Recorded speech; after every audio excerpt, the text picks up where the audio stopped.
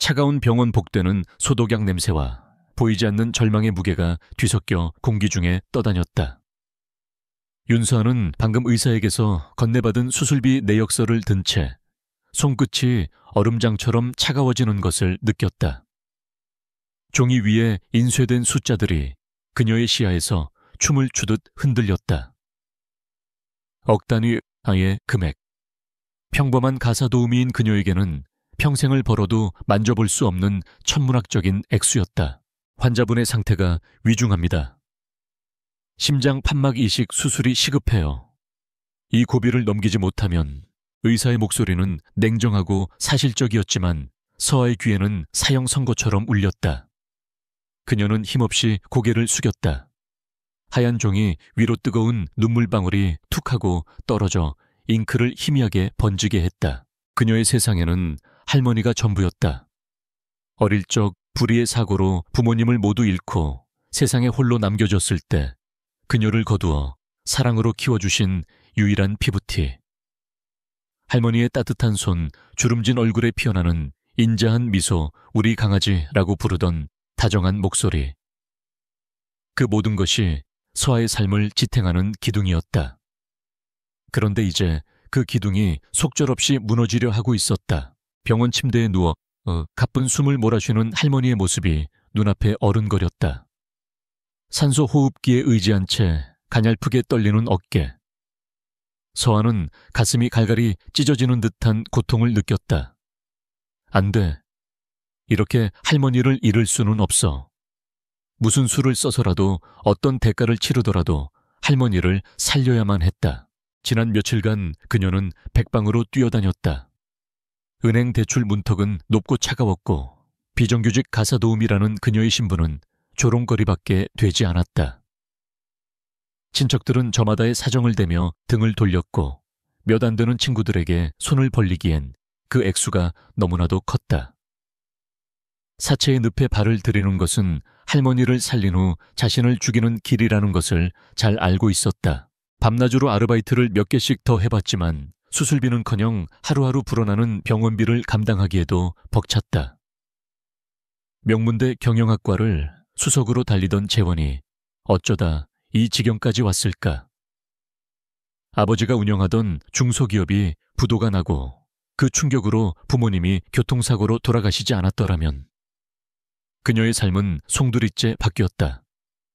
꿈도 미래도 희망도 모두 사치였다. 그녀에게 남은 것은 오직 할머니뿐이었다. 절망의 끝에서 서아는 마지막 지푸라기를 떠올렸다. 아니, 그것은 지푸라기가 아니라 독이 든 성배였다. 마시면 당장의 갈증은 해소되겠지만 영혼이 잠식될 것이 뻔한 위험한 선택. 강태민. 그녀가 일주일에 3번 유령처럼 드나들며 청소하는 거대한 펜트하우스의 주인이자 대한민국을 움직이는 TK그룹의 총수. 차가운 눈빛과 얼음 같은 심장을 가졌다고 알려진 남자. 직원들 사이에서는 피도 눈물도 없는 냉혈한으로, 비즈니스계에서는 목표를 위해서라면 어떤 수단과 방법도 가리지 않는 무자비한 기업 사냥꾼으로 불리는 사람이었다. 서에게 그는 그저 까다롭고 먼지 한 톨 용납하지 않는 고용주일 뿐이었다. 넓은 집에서 마주치는 일은 거의 없었지만 그림자처럼 그의 공간에 머물며 그의 흔적을 지우는 동안 서아는 그가 어떤 사람인지 어렴풋이 느낄 수 있었다. 그의 집에는 온기라고는 없었다. 모든 것이 완벽하게 정돈되어 있었지만 그것은 살아있는 사람의 공간이라기보다는 잘 꾸며진 모델하우스 같았다. 그의 서재에 꽂힌 수많은 책들, 그의 옷장에 걸린 수십 벌의 칼 같은 정장들, 그가 마시는 값비싼 위스키. 그 모든 것들이 그와 그녀 사이의 아득한 거리를 실감하게 했다. 그런 남자에게 돈을 빌려달라고 어림도 없는 일이었다. 그는 길가의 돌멩이처럼 그녀를 거들떠보지도 않을 것이다. 하지만 만약 돈이 아니라 다른 것을 대가로 제안한다면 세화의 머릿속에 섬광처럼 스쳐 지나간 생각은 너무나도 끔찍하고 수치스러워서 스스로 몸서리를 쳤다. 그녀가 가진 것, 돈 한 푼 없는 그녀가 팔 수 있는 유일한 것, 지난 24년간 순결하게 지켜온 그녀의 몸과 마음. 그녀의 자존심, 구역질이 치밀어 올랐다. 스스로가 더럽고 추하게 느껴졌다. 하지만 이내 병상에 누운 할머니의 얼굴이 떠올랐다. 할머니의 생명과 자신의 존엄. 저울은 이미 한쪽으로 기울어 있었다. 자존심 따위는 할머니의 목숨값에 비하면 먼지보다도 가벼웠다. 서한은 비틀거리며 일어섰다. 눈물을 닦아낼 힘도 없었다.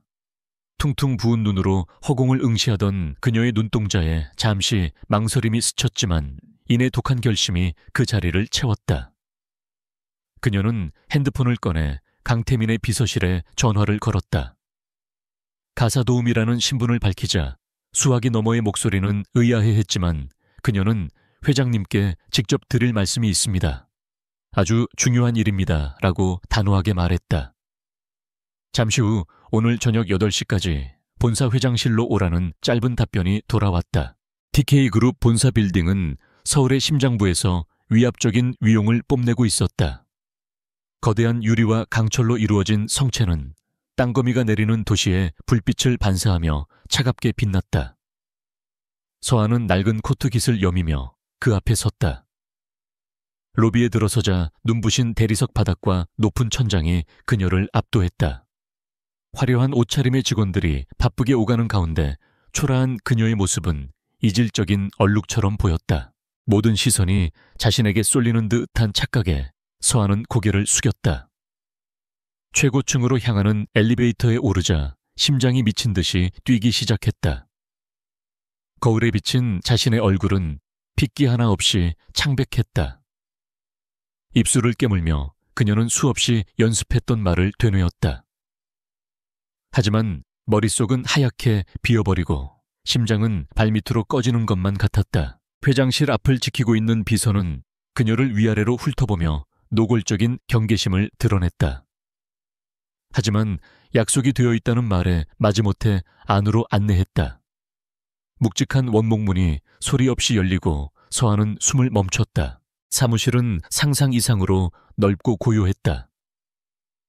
한쪽 벽면 전체가 통유리로 되어 있어 서울의 야경이 파노라마처럼 펼쳐졌다.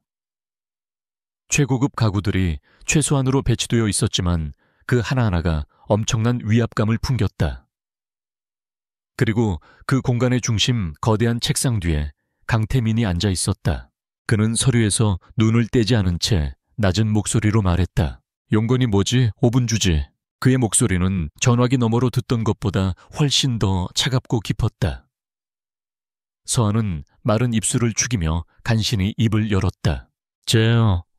회장님 댁에서 일하는 윤서아입니다. 그제야 강태민은 고개를 들었다.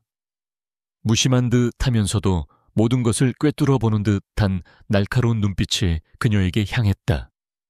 서한은 자신도 모르게 몸을 움츠렸다. 그의 시선 아래 그녀의 모든 비밀과 상처가 발가벗겨지는 듯한 기분이었다. 알고 있다. 본론만 말해. 그의 말투에는 일말의 관심도 감정도 담겨 있지 않았다. 마치 귀찮은 벌레를 대하는 듯한 태도였다. 그 순간 서아의 마음속에서 무언가가 무너져 내렸다. 하지만 동시에 오기가 솟았다. 이대로 물러설 수는 없었다. 그녀는 떨리는 두 주먹을 꽉 쥐었다. 손톱이 손바닥을 파고드는 아픔이 오히려 정신을 또렷하게 만들었다. 돈이 필요합니다. 강태민의 입가에 희미한 조소가 떠올랐다. 그래서 내가 자선사업가로 보이나? 아닙니다. 서한은 고개를 저었다. 그냥 빌려달라는 게 아닙니다. 거래를 하고 싶습니다. 개월에 그의 눈썹 한쪽이 흥미롭다는 듯 미세하게 올라갔다. 네가 가진 것 중에 내가 살만한 게 뭐가 있지? 그의 말은 비수처럼 날아와 서아의 심장에 박혔다.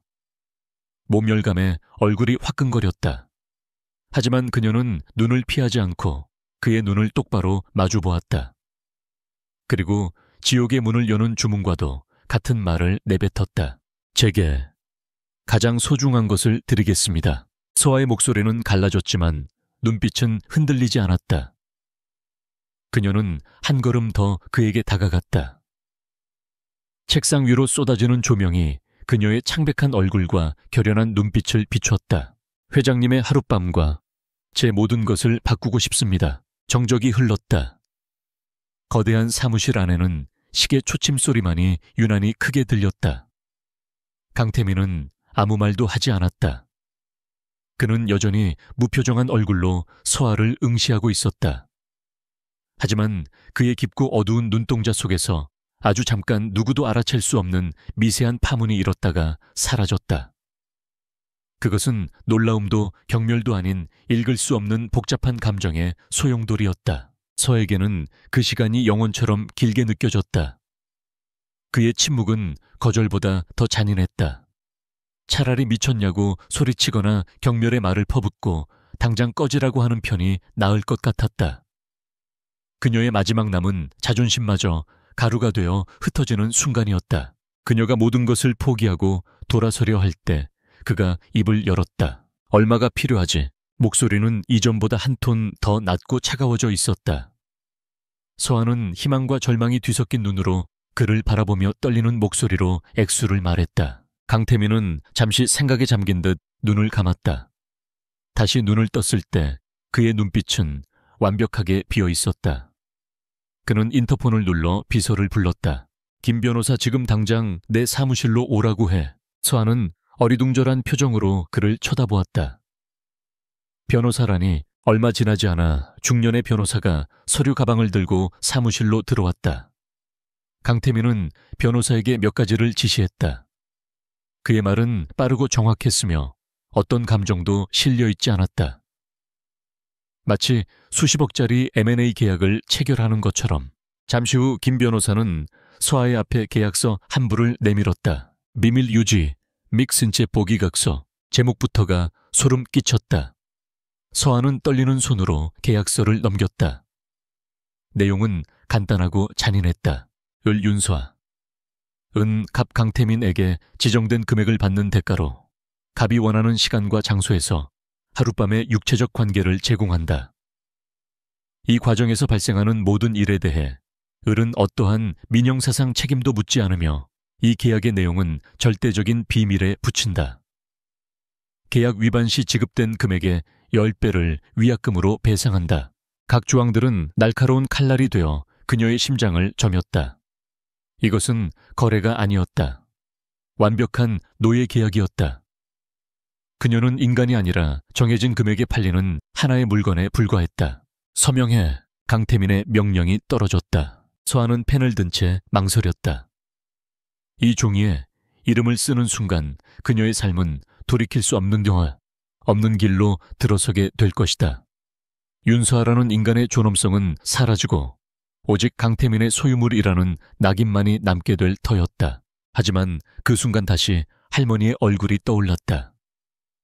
할머니의 따뜻했던 손길 그녀를 보며 웃어주던 미소. 서아는 눈을 질끈 감았다. 뜨거운 눈물이 뺨을 타고 흘러내려 계약서 위로 떨어졌다. 그녀는 더 이상 망설이지 않았다. 떨리는 손으로 자신의 이름 석자를 정자로 똑똑히 써 내려갔다. 윤. 세어. 그녀의 서명이 끝나자마자 강태민은 기다렸다는 듯이 자신의 휴대폰으로 즉시 금액을 이체했다. 서아의 낡은 휴대폰에 은행 앱의 알림이 떴다. 믿을 수 없는 액수의 돈이 입금되었다는 메시지였다. 할머니를 살릴 수 있는 돈. 그리고 그녀의 영혼을 판 돈이었다. 계약은 성립됐다. 강태민이 차갑게 선언했다. 날짜와 장소는 추후에 통보하지. 그때까지 몸가짐 똑바로 하고 있도록. 그의 말에는 일말의 동정심이나 인간적인 배려라고는 찾아볼 수 없었다. 그는 자리에서 일어나 창가로 걸어갔다. 서울의 화려한 야경을 등지고 선 그의 실루엣은 거대하고 위압적이었다. 마치 도시 전체를 지배하는 제왕처럼. 서아는 텅 빈 눈으로 계약서와 휴대폰을 번갈아 내려다보았다. 그녀는 모든 것을 얻었고 또한 모든 것을 잃었다. 비틀거리며 사무실을 나서는 그녀의 등 뒤로 강태민은 한마디도 하지 않았다. 차가운 유리창에 비친 그의 얼굴에는 여전히 아무런 표정도 없었다. 하지만 누구도 보지 못하는 그의 눈동자 깊은 곳에서는 지독한 고통과 후회, 그리고 스스로에 대한 혐오가 검은 불꽃처럼 타오르고 있었다. TK그룹 본사를 빠져나온 윤서아는 마치 유체 이탈을 경험한 사람처럼 멍하니 서울의 밤거리를 걸었다. 휘황찬란한 넌 쌓인 거리를 질주하는 자동차들의 헤드라이트 불빛 웃고 떠들며 지나가는 사람들. 그 모든 것이 비현실적인 영화의 한 장면처럼 아득하게 느껴졌다. 손에 쥔 휴대폰에서는 방금 전 입금된 거액의 돈이 차가운 온기를 내뿜는 듯 했다. 할머니를 살릴 수 있다는 안도감과 자신의 영혼을 팔아넘겼다는 지독한 자기 혐오가 뒤섞여 그녀의 속을 마구 휘저었다. 택시를 잡아타고 병원으로 향하는 내내 서아는 차창 밖으로 무심히 스쳐 지나가는 풍경을 응시했다. 눈물은 더 이상 나오지 않았다. 그녀의 감정은 이미 바닥까지 타들어가 한 줌의 재만 남은 듯 했다. 병원에 도착해 수납 창구에 섰을 때 그녀는 조금의 망설임도 없이 카드 대신 계좌 이체를 요청했다. 직원은 어마어마한 금액에 잠시 놀란 눈치였지만 이내 기계적인 손놀림으로 수납을 처리했다. 수술 일정은 내일 오전에 담당 주치의와 상의하시면 됩니다. 사무적인 안내와 함께 건네진 영수증은 얇고 가벼웠지만 서아에게는 천은망은의 무게로 다가왔다. 이 종이 한 장을 위해 그녀는 돌이킬 수 없는 강을 건넜다. 할머니의 병실로 돌아온 서아는 잠든 할머니의 곁에 조용히 앉았다. 쌕쌕거리는 가쁜 숨소리가 그녀의 심장을 찔렀다. 앙상하게 마른 손을 부드럽게 감싸 쥐자 할머니가 미약하게 눈을 떴다. 우리 강아지 왔어. 내 할머니, 저 왔어요. 서아는 애써 밝은 미소를 지어 보였다. 할머니, 좋은 소식이 있어요. 우리 수술할 수 있게 됐어요. 돈 다 해결됐어요. 할머니의 눈의 순간 안도의 빛이 스쳤지만 이내 걱정스러운 기색으로 바뀌었다. 그 큰 돈을 어떻게 아는 분이 그냥 빌려주셨어요. 나중에 천천히 갚으면 된대요. 서아는 능숙하게 거짓말을 했다. 할머니를 안심시키기 위해서라면 지옥에라도 갈 수 있었다. 할머니는 그 말을 믿은 듯 다시 편안하게 눈을 감았다. 그 모습을 보며 서아는 가슴속으로 피눈물을 삼켰다. 죄송해요, 할머니. 더러운 돈으로 할머니를 살리게 돼서 죄송해요. 그날 이후 며칠이 흘렀다. 할머니의 수술은 성공적으로 끝났고 경과도 좋았다. 중환자실에서 일반 병실로 옮겨진 할머니는 하루가 다르게 기력을 찾아갔다. 서아는 헌신적으로 할머니를 간병하며 잠시 끔찍했던 그날 밤의 기억을 잊으려 애썼다. 하지만 계약은 아직 끝나지 않았다. 그녀는 언제 울릴지 모르는 사형 집행 통보를 기다리는 사형수와 같은 심정이었다. 그리고 마침내 올 것이 왔다. 할머니의 저녁 식사를 챙겨드리고 병실을 나선 그녀의 휴대폰이 짧게 진동했다. 발신인은 K, 강태민이었다. 메시지는 지독할 정도로 간결하고 무미건조했다. 내일 저녁 9시, 호텔 첼리나 첼치의 위로, 날짜와 시간 장소. 그 외에는 어떤 단어도 없었다. 마치 업무 지시사항을 전달하는 듯한 메시지에 서아는 온몸의 피가 차갑게 식는 것을 느꼈다. 그의 집이 아닌 호텔, 그것은 이 만남의 성격을 명확하게 규정하는 것이었다. 두 사람 사이에는 어떤 인간적인 관계도 없으며 이것은 오로지 돈과 몸을 교환하는 철저한 비즈니스라는 낙인. 그날 밤 서아는 한숨도 잠들지 못했다. 다음 날은 시간이 흐르는 것이 아니라 마치 날카로운 칼날 위를 맨발로 걸어가는 것처럼 고통스럽게 다가왔다. 그녀는 평소처럼 할머니를 돌보고 저녁이 되자 아무렇지 않은 척 병원을 나섰다. 그리고는 집으로 돌아가 옷장 가장 깊숙한 곳에 넣어두었던 유일하게 가진 단정한 원피스를 꺼내 입었다. 화장대 앞에 앉아 창백한 얼굴을 분칠했지만 거울 속의 여자는 금방이라도 부서질 것처럼 위태로워 보였다. 스스로가 창녀가 된 것 같은 기분에 구역질이 났다. 하지만 그녀는 이를 악물었다. 이미 시작된 일이었다. 도망칠 수도 물을 수도 없었다. 약속 시간 10분 전 그녀는 호텔 첼리나 로비에 도착했다. 최고급 호텔의 화려함과 고요함이 그녀를 더욱 위축시켰다. 그녀는 직원들의 눈을 피해 엘리베이터에 올라 17층 버튼을 눌렀다. 7791로 스위트룸의 문 앞에 서자 다리가 후들거려 제대로 서 있기조차 힘들었다. 심호흡을 하고 초인종을 눌렀다. 문은 잠겨있지 않았다. 끼익 소리를 내며 열린 문틈으로 보이는 스위트룸의 내부는 어둡고 고요했다. 그녀는 조심스럽게 안으로 들어섰다. 거실은 넓고 호화로웠지만 강태민의 펜트하우스처럼 차가운 공기만이 감돌았다. 한쪽 벽면의 통유리창 너머로 반짝이는 도시의 야경이 비현실적으로 아름다웠다. 그는 아직 오지 않은 모양이었다. 서한은 소파 끝에 꼼짝 않고 앉아 그를 기다렸다. 시간이 흐를수록 긴장감은 극에 달했다. 1분 1초가 영원처럼 느껴졌다. 정확히 9시 정각 현관문이 열리고 강태민이 들어섰다. 그는 완벽한 수트 차림에 서류 가방을 들고 있었다. 마치 퇴근길에 잠시 들른 사람처럼 그는 소파에 앉아있는 서아를 보고도 아무런 표정 변화 없이 지나쳐 침실로 들어갔다. 잠시 후 그는 검은색 실크 가운으로 갈아입고 나왔다. 그의 손에는 와인잔이 들려 있었다. 그는 서아의 맞은편 소파에 깊숙이 몸을 묻고 앉아 말없이 그녀를 응시했다. 그의 눈빛은 여전히 그 속을 읽을 수 없었다. 욕망도 경멸도 아닌 그저 텅 비어있는 듯한 심연의 눈빛. 그 시선 아래 서하는 온몸이 얼어붙는 것 같았다. 얼마나 지났을까? 침묵을 깬 것은 그였다.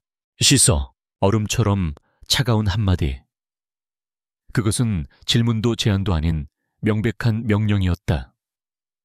서하는 마지막 남은 자존심의 조각마저 산산이 부서지는 것을 느꼈다. 그녀는 아무 대답 없이 자리에서 일어나 욕실로 향했다. 등 뒤로 그의 시선이 집요하게 따라붙는 것이 느껴졌다. 뜨거운 물줄기를 맞으며 서하는 소리 없이 울었다. 더러운 건 자신의 몸이 아니라 이런 상황에 내몰린 자신의 처지와 돈으로 사람의 존엄을 사는 저 남자라고 생각했다. 하지만 그런 생각도 위로가 되지 않았다. 물줄기에 눈물이 씻겨 내려갔다. 그녀는 몸을 닦고 욕실에 준비되어 있던 하얀 목욕 가운을 걸쳤다. 욕실 문을 열고 나왔을 때 그는 침대 가장자리에 걸터 앉아 있었다. 방 안의 조명은 어둡게 조절되어 있었다. 서하는 차마 그에게 다가가지 못하고 문 앞에 서 있었다.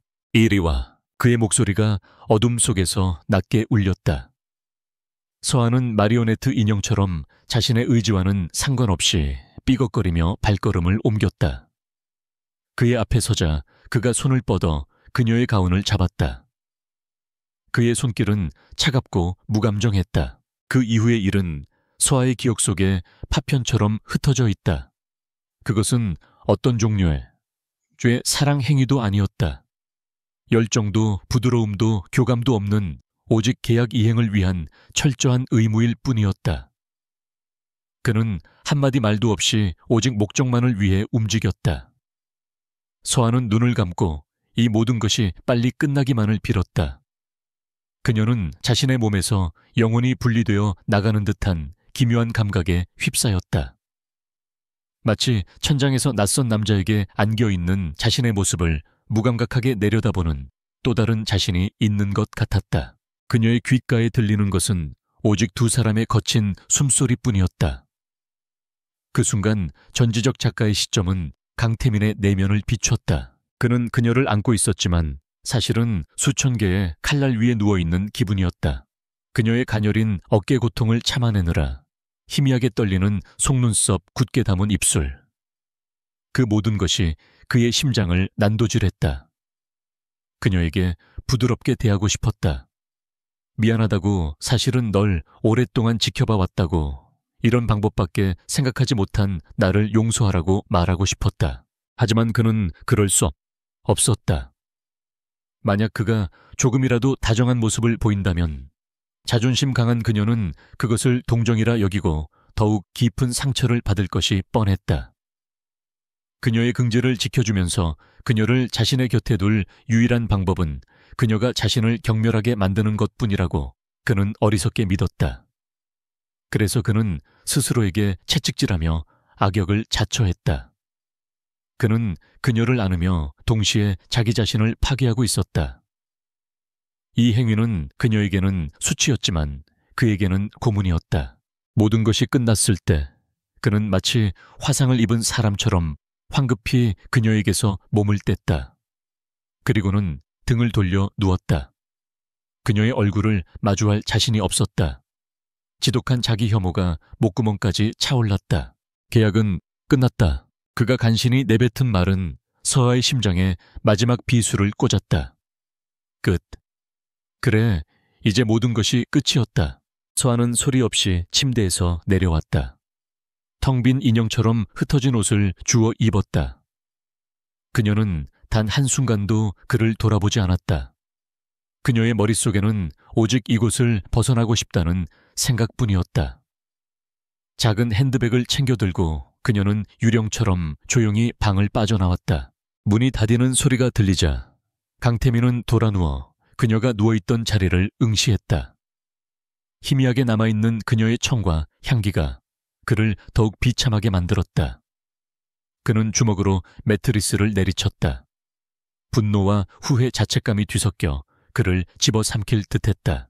한편 같은 시각 TK그룹의 또 다른 핵심 인물인 강지훈 전무는 자신의 사무실에서 흥미로운 보고를 받고 있었다. 그는 강태민의 사촌동생이자 호시탐탐 그룹의 후계자 자리를 노리는 야심가였다. 이게 오늘 밤 회장님의 동선입니다. 사설탐정이 내민 봉투 안에는 여러 장의 사진이 들어있었다.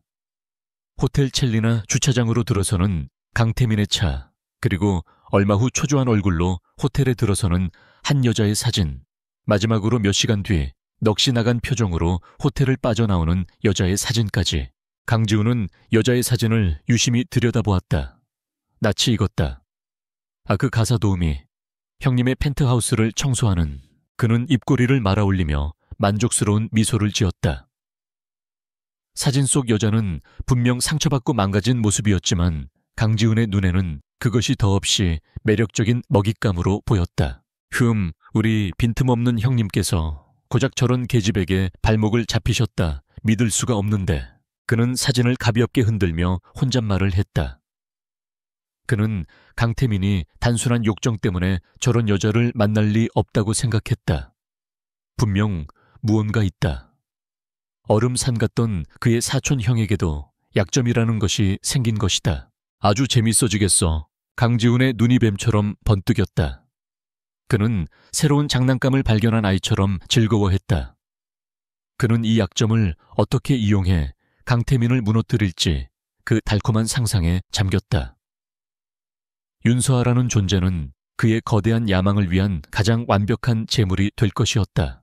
호텔에서의 그날 이후 윤서아의 시간은 둘로 나뉘었다.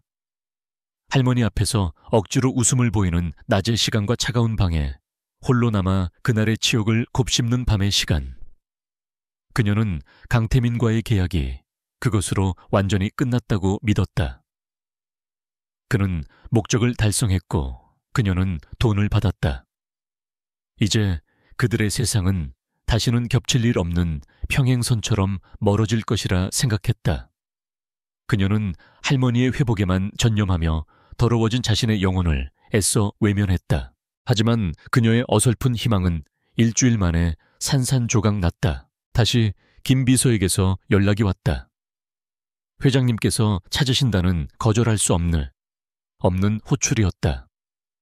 서아는 불안한 마음을 안고 다시 TK그룹 본사로 향했다. 지난번과는 비교도 할 수 없을 만큼 무거운 발걸음이었다. 회장실의 문을 열고 들어섰을 때 강태민은 여전히 그 자리에 같은 모습으로 앉아 있었다. 그는 서류에서 눈을 떼지 않은 채 마치 그녀의 존재를 인식하지 못하는 것처럼 행동했다. 서아는 죄인처럼 고개를 숙인 채 그의 다음 말을 기다렸다. 앉아. 명령에 따라 그녀가 소파에 앉자 그는 책상 서랍에서 또 다른 서류 봉투를 꺼내 그녀 앞으로 밀었다.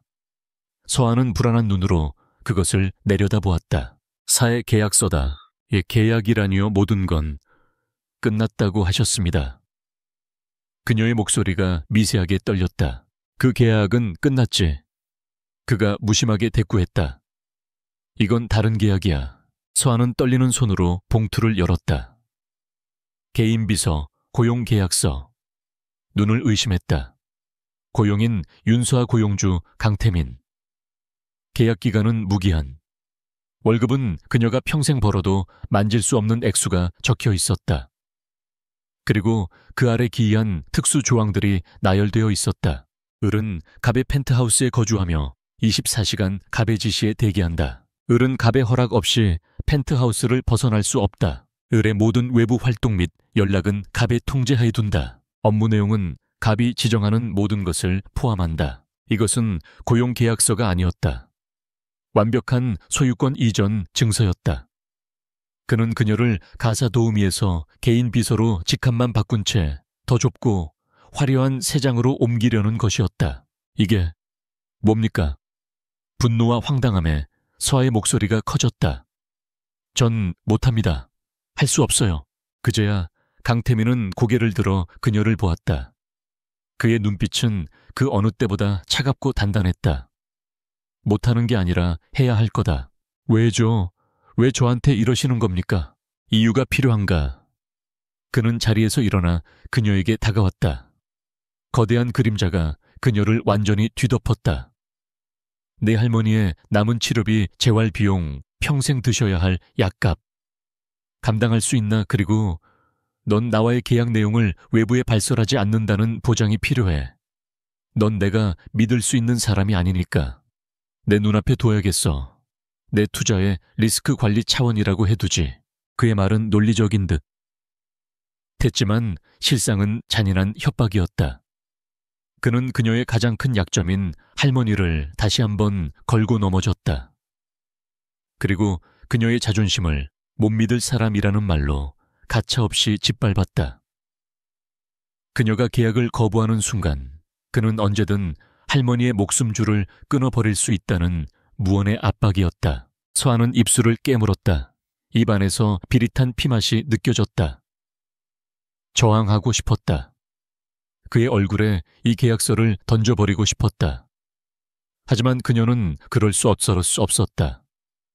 그녀의 목에는 이미 그가 채워놓은 보이지 않는 족쇄가 단단히 걸려 있었다. 내가 뭘 하면 되는데요? 개인 비서라니 전 그런 일 해본 적 없습니다. 아무것도 하지 않아도 돼. 그의 대답은 더욱 기가 막혔다. 그냥 내 집에 머물러. 내가 부를 때 대답하고 내 눈에 보일 때 거기 있으면 돼. 넌 값비싼 장식품 같은 거야. 내가 돈을 지불했으니 내 마음대로 감상하고 통제할 권리가 있어. 장식품. 그 말에 서아는 모든 것을 포기했다. 이 남자에게 인간적인 대우를 바라는 것 자체가 어리석은 짓이었다. 그녀는 더 이상 아무 말도 하지 않고 펜을 들어 계약서에 다시 한번 자신의 이름을 적었다. 이번에는 눈물조차 흐르지 않았다. 감정의 샘이 완전히 말라버린 듯 했다. 그렇게 윤서아의 두 번째 감옥 생활이 시작되었다. 강태민의 펜트하우스는 세상의 모든 호화로움을 모아놓은 듯한 곳이었다.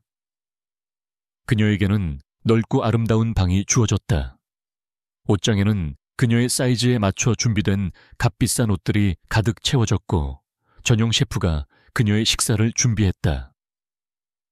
하지만 이 모든 것은 그녀의 것이 아니었다. 그녀는 이 황금 새장 속에 갇힌 새에 불과했다. 개인 비서라는 직함은 허울 뿐이었다. 강태민은 그녀에게 어떤 업무도 지시하지 않았다. 그는 아침 일찍 집을 나서 셋야외에 들어왔고 주말에는 서재에 틀어박혀 나오지 않았다. 그녀는 그저 거대한 집안의 유령처럼 존재했다.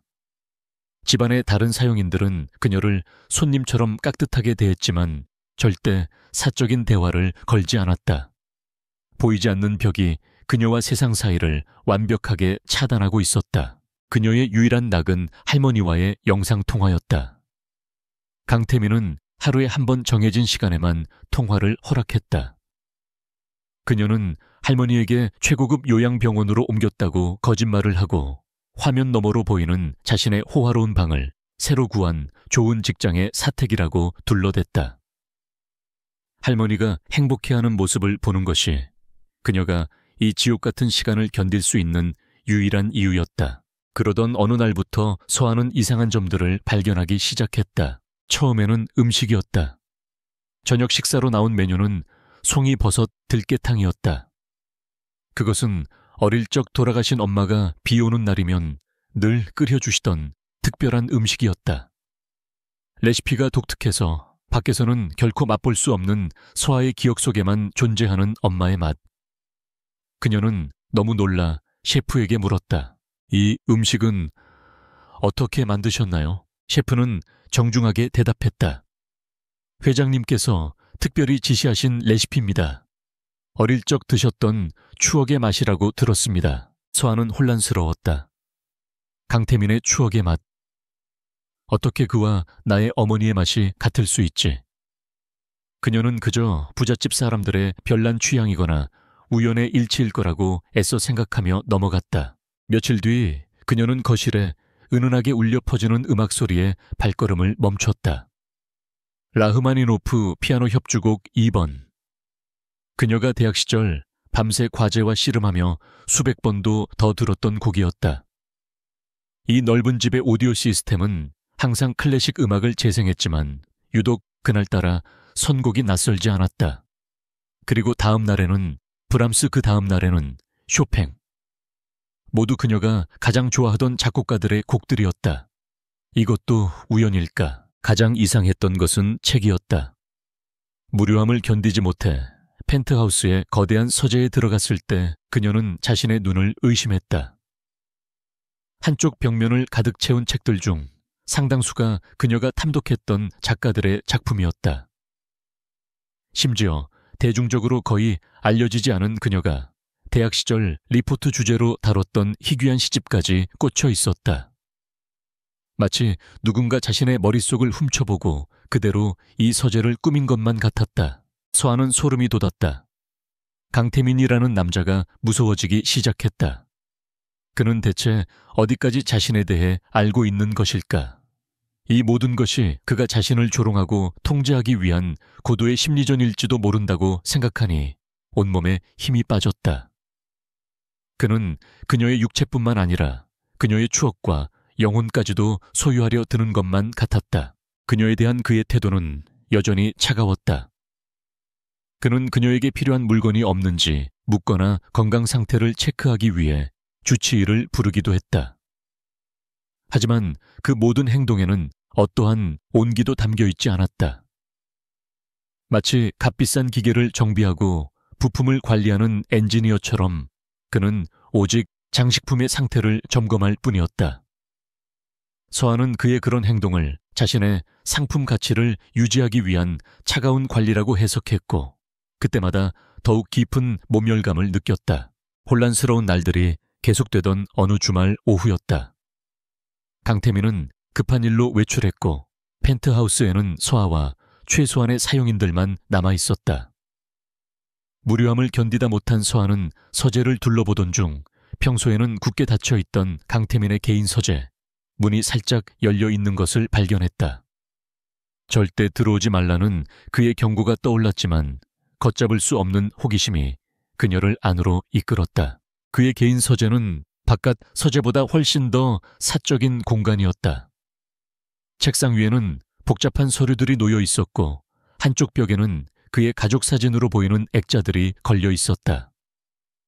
하지만 서아의 시선을 사로잡은 것은 책상 옆 작은 선반 위에 놓인 낡은 나무 상자였다. 홀린 듯 다가가 상자를 열어본 순간 그녀는 숨을 멈췄다. 상자 안에는 그녀의 어린 시절과 관련된 자질구레한 물건들이 들어있었다. 빛바랜 편지지, 작은 조약돌, 그리고 날고해진 동화책 한 권. 별을 따는 아이. 그녀가 7살 때 가장 아꼈던 책이었다. 사고로 부모님을 잃고 모든 것이 불타버렸을 때 함께 사라졌다고 생각했던 바로 그 책. 서아는 떨리는 손으로 책을 집어들었다. 책장을 넘기자 익숙한 엄마의 글씨체 대신 삐뚤빼뚤한 남자아이의 글씨가 눈에 들어왔다. 울보 서아에게 다시는 울지 마. 내가 별을 따다 줄게. 그 순간 굳게 닫혀있던 서아의 기억의 문이 삐걱거리며 열리기 시작했다. 트라우마와 함께 봉인되어 있던 아주 오래전의 기억. 부모님이 돌아가시기 전 주말마다 가곤 했던 시골의 작은 별장. 그곳에는 늘 혼자였던 그녀와 함께 놀아주던 말없고 조용한 남자아이가 있었다. 늘 그림자처럼 그녀의 뒤를 따르며 그녀가 울 때마다 묵묵히 곁을 지켜주던 아이. 그녀가 가장 아끼던 이 책을 잃어버리고 엉엉 울던 날. 며칠 뒤 그 아이가 어디선가 이 책을 구해와 건네주며 저렇게 쪽지를 남겼었다. 하지만 그녀는 그 아이의 이름도 얼굴도 명확히 기억해낼 수 없었다. 끔찍했던 사고 이후 그녀는 그 시절의 모든 기억을 스스로 지워버렸기 때문이었다. 그런데 어떻게 이 책이 강태민의 서재에 있는 거지? 그때 책갈피 사이에서 작은 사진 한 장이 툭 하고 떨어졌다. 서아는 허리를 숙여 사진을 집어들었다. 햇살 좋은 어느 여름날 활짝 핀 코스모스 밭을 배경으로 찍은 사진이었다. 멜빵 바지를 입고 쑥스러운 듯 웃고 있는 어린 남자아이와 그 아이의 옆에 꼭 붙어서 환하게 웃고 있는 따은 머리의 여자아이. 여자아이는 틀림없는 어린 시절의 윤서아 자신이었다. 그리고 그 옆에 남자아이. 아직 앳된 얼굴이었지만 무심한 듯 하면서도 깊이를 알 수 없는 그 눈빛은. 서아는 저도 모르게 신음을 터뜨렸다. 강태민. 어린 시절의 강태민이었다. 온몸의 피가 역류하는 듯한 충격에 서아가 휘청거렸다. 머릿속이 터져버릴 것 같았다. 기억의 파편들이 폭풍처럼 휘몰아쳤다. 자신을 울보라고 놀리면서도 항상 제일 먼저 달려와 주던 아이. 그녀가 좋아하는 들꽃을 꺾어다 주던 아이. 벌에 쏘인 그녀를 업고 울면서 뛰던 아이. 그 아이가 강태민이라고 차갑고 무자비한 지금의 그와 따뜻했던 기억 속에 그 아이가 도저히 하나로 연결되지 않았다. 그렇다면 이 모든 것이 우연이 아니었다. 그녀가 좋아하던 음식 음악책. 그 모든 것이 그가 그녀를 기억하고 있다는 증거였다. 그렇다면 왜 그는 아는 척하지 않았을까? 왜 그녀에게 그토록 잔인하게 굴었을까? 자신을 돈으로 사고 장식품처럼 취급하고 그날 밤 호텔에서 그런 끔찍한 상처를 준 이유는 대체 무엇일까? 사랑이었을까? 아니면 지독한 소유욕이나 뒤틀린 복수심일까? 서아는 사진을 손에 쥔 채 그 자리에 주저앉았다. 화려한 펜트하우스 황금 세장은 이제 그녀에게 거대한 미궁이 되어버렸다. 강태민이라는 남자는 더 이상 그녀가 알던 냉혹한 고용주가 아니었다. 그는 그녀의 과거와 현재를 관통하는 거대한 수수께끼 그 자체였다. 이제 그녀는 이 미궁을 빠져나가기 위해서라도 그 수수께끼를 풀어야만 했다. 증오와 공포심 속에서 아주 작은 혼란의 씨앗이 싹트기 시작했다. 할머니는 새로 옮긴 재활병원에 아주 만족해하셨다. 최고급 시설과 전문적인 의료진 창밖으로 보이는 아름다운 정원까지. 서아는 할머니가 평생 이런 호사를 누려본 적이 없다는 사실에 마음이 아팠지만 동시에 안도했다. 강태민의 돈이 주는 달콤함은 이럴 때 지독한 독처럼 그녀의 양심을 파고들었다. 우리 강아지 직장 상사분이 정말 좋은 분인가 보다. 이렇게까지 신경 써주시고 나중에 꼭 제대로 인사드려야 한다. 할머니의 해맑은 말에 서아는 차마 웃을 수도 울 수도 없어 애매한 미소만 지었다. 좋은 분. 세상 사람들이 아는 냉혈한 강태민과 할머니가 말하는 따뜻한 후원자. 그리고 그녀의 기억 속 희미한 소년. 그 세 개의 이미지가 머릿속에서 어지럽게 뒤섞였다. 그날 이후 펜트하우스로 돌아온 서아는 강태민을 다른 눈으로 보기 시작했다. 더 이상 그는 그저 자신을 억압하는 가해자가 아니었다. 풀어야 할 거대한 수수께끼였다. 그녀는 그의 모든 행동, 모든 말을 유심히 관찰했다. 그가 무심코 젓가락을 쥐는 방식, 특정 클래식 선율에 잠시 멈칫하는 모습 서재에서 어떤 책을 꺼내드는지 그 모든 것에서 어린 시절의 그 소년의 흔적을 찾으려 애썼다. 하지만 강태민은 철옹성이었다. 그는 그녀의 탐색하는 듯한 시선을 느끼기라도 한 듯 이전보다 더욱 철저하게 자신을 감췄다. 그는 그녀와 눈을 마주치는 것을 피했고 필요한 말이 아니면 입을 열지 않았다. 그들의 공간에는 언제나 숨막히는 긴장감이 흘렀다. 서아는 때때로 일부러 어린 시절 별장 근처의 지명을 대화 중에 흘려보기도 했다. 오늘 뉴스에 나오던데 양평 쪽에 큰 불이 났다고. 그의 반응은 냉담했다. 그래서 그녀의 모든 시도는 그렇게 그의 차가운 벽에 부딪혀 산산조각 났다. 그녀는 점점 더 깊은 혼란에 빠졌다. 그 사진과 동화책은 대체 무엇이었을까? 모든 것이 자신의 착각이었을까? 그녀가 내면의 혼란과 싸우는 동안 밖에서는 거대한 폭풍이 몰려오고 있었다. TK그룹을 뒤흔들 검은 그림자는 바로 강태민의 가장 가까운 곳에서부터 드리워지고 있었다. 강지훈 전무는 자신의 사무실에서 만족스러운 미소를 지으며 언론 보도들을 체크했다. TK그룹 해외 신사업 프로젝트 내부 정보 유출 의혹, 총수 일가 강태민 회장 리더십 위기 봉착하나. 그가 치밀하게 설계한 공작의 첫 단계가 성공적으로 시작된 것이었다. 그는 해커를 고용해 강태민이 야심차게 추진하던 동남아시아 신재생 에너지 사업의 핵심 데이터를 교묘하게 왜곡하여 경쟁사에 흘렸다. 물론 원본 데이터가 아닌 마치 TK그룹이 거대한 분식회계를 저지른 것처럼 보이는 가짜 데이터였다. 이로 인해 TK그룹의 주가는 폭락했고 이사회는 술렁이기 시작했다. 강지훈의 목표는 단순히 사업에 흠집을 내는 것이 아니었다. 그는 이 모든 사건의 배후에 강태민이 있으며 그가 비자금을 조성하기 위해 회사를 위기에 빠뜨렸다는 시나리오를 완성하고 있었다. 그리고 그 시나리오의 활용점정이 될 희생양이 필요했다. 바로 윤서아. 그는 비열한 미소를 지으며 또 다른 지시를 내렸다. 그가 매수해둔 펜트하우스의 한 젊은 남자 사용인에게 은밀하게 연락했다. 내가 주는 걸 윤서아라는 여자의 방에 몰래 가져다 놔. 아주 깊숙한 곳에 하지만 마음만 먹으면 찾을 수 있는 곳에. 그가 건넨 것은 손톱만 한 크기의 마이크로 USB 메모리 카드였다. 그 안에는 이번 데이터 유출 사건의 원본으로 위장된 조작 데이터 파일이 담겨 있었다. 그리고 해커는 데이터가 유출된 IP 주소를 펜트하우스 내부의 공용 와이파이로 경유하도록 흔적을 조작해 두었다. 모든 증거가 윤서아를 가리키도록 완벽한 덫이 설계되었다. 펜트하우스의 공기는 급격하게 차가워졌다. 강태민은 연일 계속되는 비상회의와 언론 대응으로 극도로 예민해져 있었다. 그는 밤늦게 파김치가 되어 돌아왔고 서재에서 홀로 밤을 새우는 날이 많아졌다. 그의 얼굴에서는 웃음기가 완전히 사라졌고 온몸에서 살얼음 같은 냉기가 뿜어져 나왔다. 서아는 회사가 좋지 않은 일에 휩싸였다는 것을 직감했다.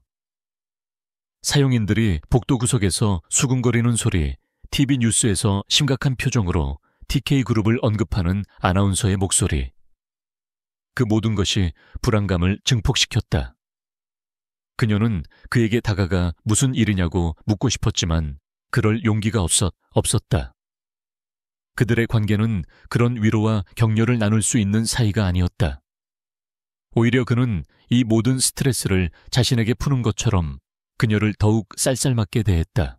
그러던 어느 날 저녁 강지훈이 펜트하우스를 찾아왔다. 걱정되는 마음에 형님을 뵈러 왔다는 번지르르한 명분을 내세웠지만 그의 눈은 승리자의 여유로 반짝이고 있었다. 서아가 차를 내오자 그는 처음 보는 사람처럼 상냥하게 웃으며 말을 걸었다. 아, 세호와 아씨였군요. 형님 곁에서 고생이 많습니다. 그의 미소는 가면처럼 부자연스러웠고 눈은 웃고 있지 않았다. 서아는 본능적으로 등골이 서늘해지는 것을 느꼈다. 뱀처럼 차갑고 끈적한 시선이 자신의 온몸을 훑는 듯한 불쾌감. 그녀는 최대한 정중하게 고개를 숙이고 자리를 피했다. 거실에서는 두 사촌 형제 사이에 팽팽한 신경전이 오갔다. 이게 다 무슨 짓이지, 지훈아? 강태민이 낮은 목소리로 물었다. 무서운 소리야, 형님. 나야말로 걱정돼서 왔지. 이 사회 분위기가 심상치 않아. 형님을 의심하는 목소리가 점점 커지고 있다고. 강지훈은 능청스럽게 연기했다. 그의 시선이 잠시 서아가 사라진 복도 쪽을 향했다. 그런데 저 아가씨는 아직도 여기 있네. 저런 여자 때문에 형님 명성에 흠집이라도 나면 어쩌려고 그래. 이런 위기 상황일수록 자기 관리를 철저히 해야지. 내 사람이야. 신경 꺼. 강태민의 단호한 대답에 강지훈의 눈이 순간 번뜩였다. 내 사람. 그 한마디가 그의 질투와 파괴욕에 불을 지폈다. 그는 이제 조금의 망설임도 없이 마지막 카드를 던져야겠다고 결심했다. 다음 날 강태민은 결국 내부 감사를 지시했다. 정보 유출의 진원지를 색출하기 위한 어쩔 수 없는 선택이었다. 보안 전문가들로 구성된 감사팀이 펜트하우스를 방문했다. 강태민은 이 모든 것이 강지훈의 지시라는 것을 알았지만 물증이 없었다.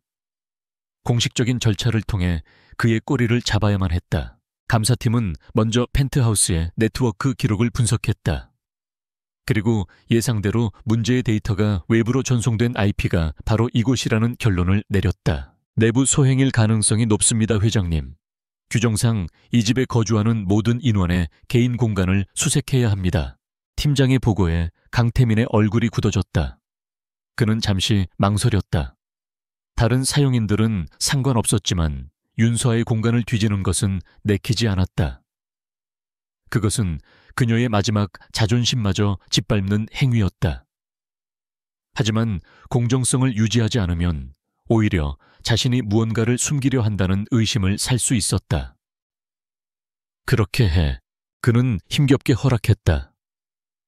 감사팀원들이 각자의 방으로 흩어졌다. 서아는 자신의 방 앞에 서서 낯선 남자들이 자신의 물건들을 헤집는 것을 멍하니 바라보았다. 마치 자신의 몸과 마음이 다시 한번 발가벗겨지는 듯한 수치심이 밀려왔다. 수색은 금방 끝나는 듯 했다.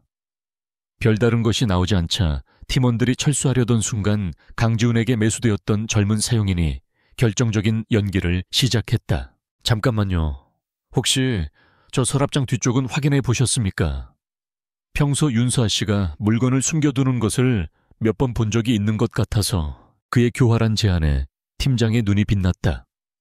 팀원 하나가 서랍장을 앞으로 밀자 그 뒤쪽 벽과 서랍장 사이에 좁은 틈에 교묘하게 끼워져 있던 작은 USB 하나가 바닥으로 떨어졌다. 이건 감사팀장이 USB를 집어들어 즉시 노트북에 연결했다.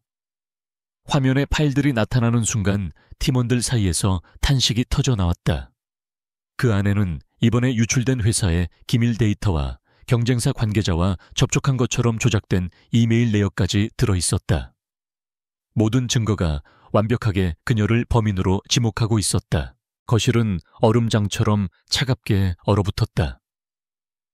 모든 사용인들이 모여 웅성거렸고 그들의 모든 시선은 서아에게 비수처럼 날아와 박혔다. 배신감, 경멸, 조롱. 윤서아 씨. 감사팀장이 그녀의 앞에 서서 추상 같은 목소리로 말했다. 이 USB에 대해 설명하시죠. 당신은 지금 산업 스파이 혐의를 받고 있습니다. 서아는 아무 말도 할 수 없었다. 눈앞이 캄캄해졌다. 자신의 방에서 저런 것이 나왔다는 사실을 도저히 믿을 수 없었다. 이건 함정이었다. 누군가 자신을 음해하려는 것이다. 그녀는 필사적으로 고개를 저었다. 아니에요. 전 아니에요. 전 아무것도 몰라요. 하지만 그녀의 항변은 그 누구에게도 가닿지 않았다. 그녀는 이 거대한 집 안에서 완벽하게 고립된 이방인이었다. 그녀의 편은 아무도 없었다 떼여봤다. 그녀는 마지막 희망을 걸고 소파에 앉아있는 강태민을 바라보았다. 그의 얼굴은 감정을 읽을 수 없는 돌가면처럼 굳어 있었다. 서아의 눈동자가 애절하게 그에게 매달렸다. 제발 당신만은 믿어줘요. 당신은 알잖아요. 내가 그럴 사람이 아니라는 걸. 어린 시절의 나를 기억한다면 제발. 하지만 강태민은 그녀의 시선을 외면한 채 침묵을 지켰다. 그의 침묵은 그 어떤 비난보다도 더 날카롭게 그녀의 심장을 찔렀다. 그는 그녀를 믿지 않았다. 그에게 그녀는 여전히 돈으로 산 믿을 수 없는 여자일 뿐이었다. 보이지 않던 위협은 이제 날카로운 실체가 되어 그녀의 목을 조여오고 있었다. 윤서아는 거대한 음모의 한가운데 가장 무력하고 연약한 제물로 던져졌다. 그녀는 깨달았다. 이곳은 황금 세장이 아니라 교사를 위해 정교하게 설계된 덫이었음을. 거실의 모든 공기가 날카로운 유리 조각이 되어 윤서아의 폐부를 찌르는 듯했다. 감사팀장의 추궁 사용인들의 경멸적인 수군거림, 그리고 무엇보다 그녀를 가장 깊은 절망으로 밀어넣는 강태민의 침묵. 그녀는 거대한 투명 벽에 갇힌 채 세상으로부터 완벽하게 고립되었다. 다시 한번 묻겠습니다, 윤서아 씨. 누구의 지시를 받았습니까? 서아는 마른 입술을 달싹였지만 어떤 말도 제대로 나오지 않았다. 억울함과 배신감에 목이 메어왔다. 그녀가 할 수 있는 것은 그저 고개를 가로젓는 것뿐이었다. 그 순간 감사팀의 보안 요원 2명이 그녀의 양쪽으로 다가와 팔을 붙잡으려 했다. 경찰에 인계하기 위한 절차였다. 서아가 공포에 질려 눈을 감는 바로 그 순간이었다. 여기까지. 얼음장처럼 차갑고 낮은 목소리가 거실의 모든 소음을 단숨에 잠재웠다. 모두의 시선이 소파에 앉아있던 강태민에게로 향했다. 그는 천천히 자리에서 일어나 조금의 감정도 드러내지 않은 얼굴로 감사팀장을 응시했다. 아직 단정하기 이르다. 증거가 나왔다고 해서 섣불리 단정할 순 없어. 팀장이 당황한 목소리로 반문했다. 하지만 회장님 물증이 명백합니다. 이 이상 확실한 증거가 내부 공모자나 다른 변수가 있을 가능성을 배제할 수 없다는 뜻이다. 강태민은 그의 말을 잘랐다. 이 건은 경찰에 넘기는 걸 보류한다. TK그룹 내부에서 추가 조사를 진행하도록. 윤서아 씨는 조사가 끝날 때까지 이 집에서 한 발자국도 나갈 수 없다. 외부와의 모든 통신을 차단하고 24시간 감시하도록. 그의 결정에 거실은 다시 한번 술렁겼다. 감사팀장은 이해할 수 없다는 표정이었지만 회장의 명령에 토를 달 수는 없었다. 서아는 멍하니 그를 바라보았다. 지옥의 문턱에서 간신히 끌어올려진 기분이었지만 이 상황은 또 다른 형태의 감옥일 뿐이었다. 그는 여전히 자신을 믿지 않았다. 다만 TK그룹의 치부가 외부로 새어나가는 것을 막기 위해 혹은 더 확실한 증거를 찾기 위해 자신을 이곳에 가둬두는 것뿐이라고 그녀는 생각했다. 희망과 절망 사이의 아슬아슬한 경계선 위에서 그녀는 보안 요원들에 의해 자신의 방으로 끌려가듯 옮겨졌다. 방문이 닫히고 밖에서 자물쇠가 걸리는 소리가 들렸다. 완벽한 감금이었다. 이 소식은 즉시 강지훈의 귀에 들어갔다. 보고를 받은 그는 격분하여 책상 위에 서류를 집어 던졌다. 경찰에 넘기지 않고 가택연금 강태민 그 자식 대체 무슨 생각이야. 그의 계획은 완벽했다. 윤서아를 산업 스파이로 몰아 경찰에 넘기고 언론에 이 사실을 터뜨려 강태민의 도덕성과 리더십에 치명타를 입히는 것. 그리고 혼란을 틈타 이사회를 장악하는 것이 그의 시나리오였다. 그런데 강태민이 예상 밖의 수를 뒀다. 그깟 가사도우미 하나를 감싸고 도는 모습이라니.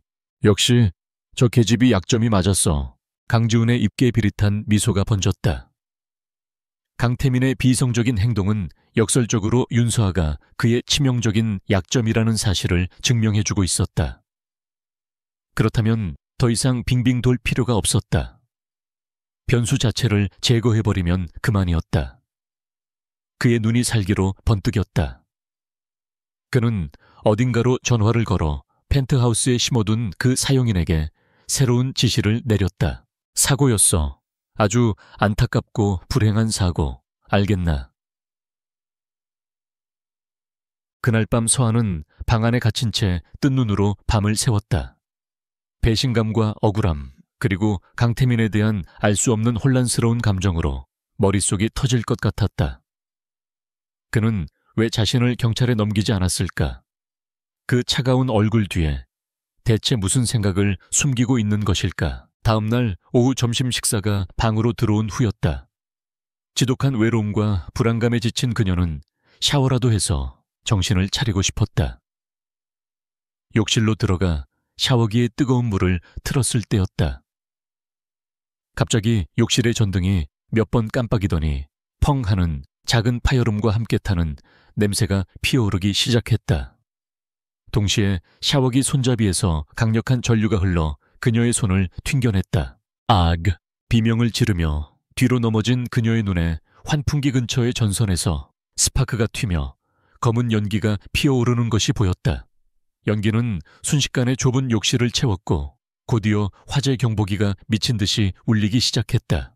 콜록콜록 살려주세요. 그녀는 문을 열고 나가려 했지만 문고리는 이미 뜨겁게 달아올라 잡을 수조차 없었다. 연기는 맹렬한 속도로 방 안까지 퍼져나갔다. 숨을 쉴 수가 없었다. 눈앞이 흐려지고 머리가 아찔해졌다. 이대로 죽는구나. 억울하게 누명을 쓴 채 아무도 없는 이곳에서 그녀의 의식이 점점 가물가물해졌다. 한편 서재에서 긴급 보고를 받고 있던 강태민은 날카로운 화재 경보음 소리에 벌떡 일어섰다. 곧이어 비서가 다급하게 뛰어들어왔다. 회장님, 윤서아 씨, 방 쪽에서 연기가... 그 말이 끝나기도 전에 강태민은 이미 밖으로 뛰쳐나가고 있었다. 그의 머릿속은 새하얗게 비어버렸다. 오직 윤서아 그녀에게 무슨 일이 생겼을지도 모른다는 끔찍한 공포가 그의 모든 이성을 마비시켰다. 복도는 이미 자욱한 연기로 가득했다. 사용인들이 당황하여 우왕좌왕하고 있었다. 보안 요원들이 소화기를 들고 그녀의 방문을 열려고 애쓰고 있었지만 안에서 잠긴 문은 쉽게 열리지 않았다. 비껴! 강태민은 맹수처럼 포효하며 요원들을 밀쳐냈다. 그리고는 조금의 망설임도 없이 단단한 어깨로 방문을 그대로 들이받았다. 쿵쿵 몇 번의 육중한 충격 끝에 문이 부서지듯 안으로 열렸다. 세호아야, 윤서아. 그가 절규하듯 그녀의 이름을 불렀다. 영희 속에서 그는 바닥에 쓰러져 있는 그녀의 희미한 형체를 발견했다. 그 순간 강태민의 세상이 무너져 내리는 듯했다. 그는 한치의 망설임도 없이 불길과 영희 속으로 뛰어들었다. 그는 바닥에 쓰러진 그녀를 안아들었다. 축 늘어진 그녀의 몸은 너무나도 가벼웠다. 그의 얼굴은 공포로 하얗게 질려 있었다. 늘 냉정하고 흔들림 없던 그의 눈동자는 지금 이 순간 지독한 두려움과 절망으로 세차게 흔들리고 있었다. 그는 기침을 해대며 그녀를 안고 복도로 빠져나왔다. 그곳에 있던 모든 사람들은 자신의 눈을 의심했다. 늘 감정 없는 로봇 같았던 그들의 회장이 한 여자를 품에 안고 금방이라도 울음을 터뜨릴 것 같은 얼굴을 하고 있었다. 그것은 TK그룹의 그 누구도 본 적 없는 강태민의 맨 얼굴이었다. 이이싸 불러 당장. 그가 짐승처럼 으르렁거렸다. 그는 서아를 소파에 조심스럽게 눕히고 그녀의 얼굴을 감쌌다. 그녀가 희미하게 기침을 하며 의식을 되찾자 그는 자신도 모르게 안도의 한숨을 내쉬었다. 그제야 그는 자신이 얼마나 필사적이었는지 온몸이 가늘게 떨리고 있다는 것을 깨달았다. 작은 화재는 곧 진압되었다. 하지만 강태민의 분노는 이제 막 시작되고 있었다. 그의 두려움은 이내 얼음보다 차가운 분노로 바뀌었다. 그는 자신의 수석 보안팀장을 노려보았다. 그의 목소리는 소름 끼치도록 조용했지만 그 안에는 지옥의 불길 같은 분노가 담겨 있었다. 이게 단순한 전기 누전으로 보이나? 그것이 당장 이 집 전체를 폐쇄해. 아무도 내 허락 없이는 나가거나 들어올 수 없다. 그리고 이 사고의 원인을 1분 1초까지 정확하게 조사해. 배선도를 포함한 모든 설계 도면을 가져오고 오늘 이 집에 있었던 모든 인원의 알리바이를 확인해. 단 하나의 실수도 용납 못해. 그의 시선이 사용인들 사이를 훑었다. 그리고 어제 서랍장 뒤에서 USB를 발견했던 그 젊은 사용인과 눈이 마주쳤다. 그 사용인은 자신도 모르게 몸을 떨며 시선을 피했다. 강태민의 눈은 그 모든 것을 놓치지 않았다. 그는 다시 서아에게로 시선을 돌렸다. 때마침 도착한 주치의가 그녀의 상태를 살피는 동안 그는 그녀의 곁을 떠나지 않았다. 의사가 단순한 영이 흡입으로 안정을 취하면 괜찮을 거라고 말한 뒤에야 그는 겨우 굳었던 몸을 풀었다. 그는 직접 물을 가져와 그녀에게 건넸다. 그의 손이 미세하게 떨리고 있었다. 괜찮아. 그의 목소리는 평소와 달리 거칠고 잠겨 있었다. 서아는 멍하니 그를 바라보았다. 방금 전 자신을 부르던 그의 절박한 목소리, 자신을 안아 들었을 때 공포로 가득 차 있던 그의 눈빛, 그리고 지금 걱정을 감추지 못하는 그의 모습까지. 그 어느 것 하나 그녀가 알던 강태민의 모습이 아니었다. 그는 자신을 산업 스파이라고 의심하는 남자가 아니었다. 그 눈빛은 돈으로 산 장식품을 보는 눈빛이 아니었다. 그것은 소중한 것을 잃을 뻔한 남자의 절박함 그 자체였다. 서아의 머릿속에 거대한 균열이 생기기 시작했다. 그의 냉혹함, 그의 침묵, 그의 모든 행동들이 어쩌면 자신이 생각했던 것과는 전혀 다른 의미일지도 모른다는 생각이 처음으로 싹 텄다. 그가 씌워놓은 족쇄가 어쩌면 자신을 가두기 위한 것이 아니라 지키기 위한 것이었을지도 모른다는 터무니없는 상상. 그날 밤 서아는 안전한 다른 객실로 옮겨졌다. 강태민은 그녀의 방문 앞에 의자를 가져다 놓고 밤새 그 자리를 지켰다. 마치 성을 지키는 파수꾼처럼 그는 어떤 위협도 그녀에게 접근하지 못하도록 자신의 몸으로 문을 막고 있었다. 서아는 침대에 누워서 문틈으로 비치는 그의 그림자를 바라보았다. 그들의 관계는 이제 돌이킬 수 없는 변곡점을 맞이했다. 그는 더 이상 단순한 채무자나 가해자가 아니었다. 그는 자신을 지키는 불가사의한 수호자였다. 구매자와 상품의 관계는 산산조각 났고 그 자리에는 의심과 공포 그리고 혼란스러운 그의 진심이 무엇인지 알고 싶다는 강렬한 열망이 뒤엉켜 소용돌이치고 있었다. 화재 사건 다음 날 아침 펜트하우스에는 무거운 정적이 감돌았다. 윤서아는 밤새 뜬 눈으로 지새웠다. 문 밖에서 미동도 없이 자신을 지키고 있던 강태민의 존재를 의식하지 않으려 해도 그럴 수가 없었다. 그의 그림자는 이제 더 이상 자신을 억압하는 감시자가 아니라 의미를 알 수 없는 거대한 물음표가 되어 그녀의 마음을 흔들고 있었다. 아침 식사는 어색한 침묵 속에서 이루어졌다. 강태민의 얼굴은 밤샘으로 인해 지쳐 보였지만 눈빛만은 그 어느 때보다 날카롭게 살아있었다. 그는 평소처럼 그녀의 맞은편에 앉았지만 둘 사이의 거리는 이전과 비교할 수 없을 만큼 가까워진 듯한 착각이 들었다. 어젯밤의 사고는 고의적인 방화였어. 그가 먼저 침묵을 깼다. 그의 목소리에는 차가운 분노가 서려 있었다. 범인은 이 집 내부에 있다. 조사가 끝날 때까지 내 안전을 위해 당분간 방에서 나오지 않는 게 좋겠어. 필요한 게 있으면 벨을 눌러. 뭐든 가져다 줄 테니. 그의 말은 여전히 명령조였지만 그 안에는 희미한 염려의 기색이 배어 있었다. 그것은 더 이상 그녀를 죄수로 취급하는 말투가 아니었다. 그녀는 말없이 고개를 끄덕였다. 지금 그녀에게 중요한 것은 감금 상태가 지속된다는 사실이 아니었다. 고의적인 방화, 누군가 자신을 죽이려 했다는 명백한 사실이 그녀의 머리를 강타했다. 단순한 기업 스파이 누명을 넘어 이제는 목숨의 위협까지 받고 있는 것이다. 자신의 방으로 돌아온 서아는 더 이상 무력하게 앉아있을 수만은 없다고 생각했다. 강태민이 자신을 보호하려는 것인지 아니면 감시하려는 것인지 아직은 알 수 없었다. 하지만 한 가지는 분명했다. 이 거대한 음모의 한가운데서 자신의 목숨과 진실은 스스로 찾아야만 했다. 가사 도우미로 일하며 잠자고 있던 그녀의 명석한 두뇌가 다시 깨어나기 시작했다. 한때는 경영학계의 기대를 한 몸에 받던 수재, 날카로운 분석력과 집요한 탐구심.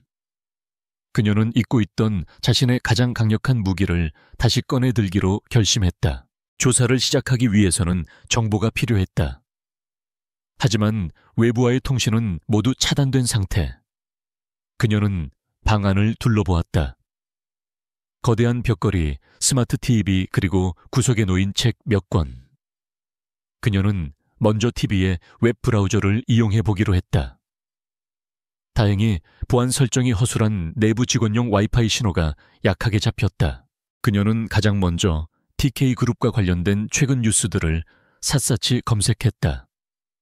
강태민이 추진하던 해외 프로젝트의 좌초 연일 폭락하는 주가 익명의 내부 고발자를 인용한 악의적인 기사들. 그리고 그 모든 기사의 끝에는 언제나 강태민의 리더십에 대한 의문과 함께 그의 대안으로 떠오르는 한 사람의 이름이 있었다. 강지훈 전무. 서한은 TK그룹의 지배구조와 이사회 구성원들의 성향을 분석하기 시작했다. 강태민을 지지하는 혁신파와 보수적인 원로들이 중심이 된 반대파. 강지훈은 교묘하게 그들 사이를 오가며 자신의 세력을 키우고 있었다. 이번 정보 유출 사건은 다가오는 임시 주주총회에서 강태민의 해임안을 상정시키기 위한 완벽하게 계산된 시나리오라는 것을 어렵지 않게 추측할 수 있었다. 자신에게 씌워진 산업 스파이 혐의는 강태민의 도덕성에 흠집을 내기 위한 가장 효과적인 미끼였을 터. 그녀는 이 거대한 권력 투쟁에 가장 연약한 제물로 선택된 것이었다. 여기까지 생각을 마친 서한은 문득 과거의 한 사건을 떠올렸다. 현재의 이 음모가 그녀의 삶을 송두리째 바꿔놓았던 과거의 비극과 기묘하게 닮아있다는 불길한 예감. 그녀의 아버지는 작지만 기술력 있는 IT 벤처기업을 운영했다. 그리고 그 회사는 부도가 났다. 아버지가 평생을 바친 회사가 하루아침에 무너지고 그 충격으로 빚쟁이들에게 시달리던 부모님은 빗길 교통사고로 허망하게 세상을 떠났다. 사람들은 모두 아버지의 무능한 경영을 탓했다. 하지만 서한은 기억하고 있었다. 아버지는 부도가 나기 직전 거대 기업과의 파트너십 계약을 눈앞에 두고 있었다. 그 계약만 성사되었다면 모든 것이 달라질 수 있었다. 하지만 그 계약은 석연치 않은 이유로 마지막 순간에 무산되었다. 서아의 손가락이 가쁘게 키보드를 두드렸다. 그녀는 아버지의 회사 이름을 검색했다. 그리고 오래된 전자공시 시스템과 10여 년 전의 낡은 뉴스 아카이브를 뒤지기 시작했다. 몇 시간에 걸친 집요한 추적 끝에 그녀는 마침내 찾아냈다. 아버지의 회사와 파트너십을 맺기로 했던 그 거대 기업은 TK그룹의 자회사 중 하나였다. 서아의 심장이 차갑게 가라앉았다. 단순한 우연일까? 그녀는 떨리는 손으로 관련 자료들을 더 깊이 파고들었다. 그리고 마침내 결정적인 기사 하나를 발견했다. TK그룹 유망 벤처기업 적대적 M&A 성공. 기사에는 당시 M&A를 진두지휘하며 업계의 주목을 받기 시작한 젊은 인재의 이름이 적혀 있었다. 강지훈 팀장. 순간 서아의 눈앞에서 세상의 모든 색이 사라지는 듯했다. 퍼즐 조각들이 끔찍한 형상으로 한꺼번에 맞춰졌다. 그것은 단순한 부도가 아니었다. 강지훈이 주도한 적대적 인수합병이었다. 그는 아버지의 핵심 기술을 헐값에 빼앗기 위해 회사를 의도적으로 위기에 빠뜨렸고 결국 파산시켰다. 그녀의 가족을 나락으로 떨어뜨린 장본인이 바로 강지훈이었던 것이다. 그렇다면 부모님의 교통사고는 회사가 넘어가고 모든 것을 잃은 직후에 일어난 그 사고가 정말 단순한 사고였을까? 끔찍한 상상이 그녀의 머리를 잠식했다. 강지훈이라면 자신의 야망을 위해서라면 증거를 없애기 위해 무슨 짓이든 하고도 남을 인간이었다. 그는 자신의 인생을 한번 파괴한 것으로도 모자라 이제 두 번째로 그녀의 모든 것을 빼앗으려 하고 있었다. 그녀와 할머니는 그에게 과거의 죄를 상기시키는 사라져야 할 걸림돌이었던 것이다. 강태민의 집에 자신이 가사 도우미로 들어왔을 때 강지훈은 얼마나 경악했을까? 그리고 얼마나 교활한 미소를 지었을까? 자신의 가장 큰 비밀을 아는 유일한 증인을 자신의 가장 큰 정적을 무너뜨릴 무기로 동시에 사용할 수 있다는 사실에 지독한 슬픔과 분노가 화산처럼 그녀의 내부에서 폭발했다. 책상에 엎드려 소리 죽여 울었다. 돌아가신 부모님의 얼굴이 눈앞에 어른거렸다. 모든 것을 잃고 할머니와 단둘이 세상에 남겨졌던 그 끔찍한 날의 기억이 되살아났다. 한참을 울던 그녀는 천천히 고개를 들었다. 눈물로 얼룩진 그녀의 얼굴에는 더 이상 슬픔이나 절망의 빛이 없었다. 그 자리에는 차가운 강철처럼 단단하고 예리한 결의가 서려 있었다. 그녀는 또한 중요한 사실 하나를 깨달았다. 강태민 역시 강지훈과 싸우고 있었다. 그녀의 개인적인 복수와 그의 기업 전쟁은 강지훈이라는 하나의 적을 향하고 있었다. 그녀의 싸움은 이제 그의 싸움이기도 했다. 더 이상 그녀는 무력한 희생자나 수동적인 장식품이 아니었다. 그녀는 이 전쟁의 핵심을 꿰뚫는 진실을 손에 쥔 유일한 사람이었다. 그녀는 이제 이 게임의 플레이어가 되어야만 했다. 부모님의 명예를 되찾고 할머니를 지키고 그리고 어쩌면 강태민까지도 구해내기 위해서 그녀는 자신이 웹 브라우저를 통해 찾아낸 모든 자료들을 정리했다. 강지훈의 과거, M&A 이력 아버지 회사의 파산 과정, 그리고 현재 TK그룹의 위기 상황. 모든 것은 하나의 거대한 인과관계로 연결되어 있었다. 이제 그녀는 더 이상 숨어 있을 수 없었다. 이 증거들을 가지고 강태민에게 가야만 했다. 그를 만나서 단판을 지어야 했다. 더 이상 돈에 팔린 여자나 감시받는 죄수의 입장이 아니라 이 전쟁을 승리로 이끌 수 있는 비밀을 가진 대등한 동맹자로서 서하는 자리에서 일어섰다. 그녀의 눈빛은 한치의 흔들림도 없었다. 공포는 이제 차가운 용기로 변해 있었다. 그녀는 결심한 듯 방문을 향해 망설임 없이 걸어갔다. 그리고 문을 두드렸다. 문 밖을 지키고 있던 강태민과의 정면 대결을 위해 정적을 깨는 노크 소리에 문 밖을 지키고 있던 강태민은 반사적으로 몸을 일으켰다. 그는 서아가 문을 열 것이라고는 예상하지 못했다. 조심스럽게 문을 열자 그곳에는 이전과는 완전히 다른 눈빛의 윤서아가 서 있었다. 두려움이나 순종의 빛은 사라지고 그 자리에는 차갑고 단단한 강철 같은 의지가 담겨 있었다. 드릴 말씀이 있습니다. 그녀가 말했다. 당신의 죄수나 장식품으로서가 아니라 이 전쟁의 열쇠를 쥔 사람으로서. 그녀의 당돌한 선언에 강태민은 순간 할 말을 잃었다. 그는 잠시 그녀의 얼굴을 꿰뚫어 볼 듯 응시했다. 그녀의 눈은 한치의 흔들림도 없었다.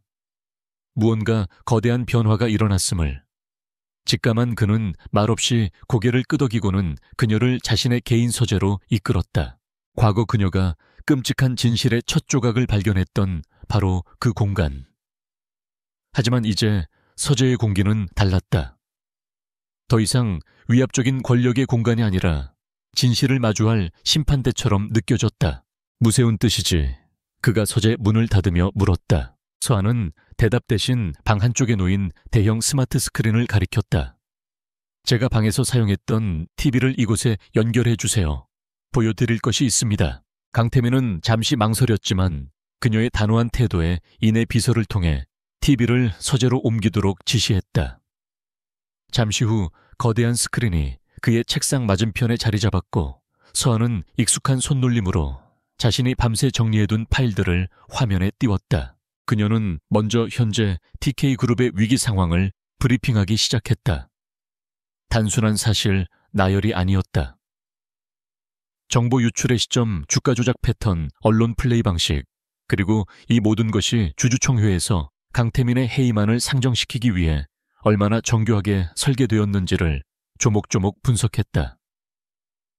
그녀의 설명은 냉철하고 논리적이었으며 마치 베테랑 기업 분석가의 보고를 듣는 듯 했다.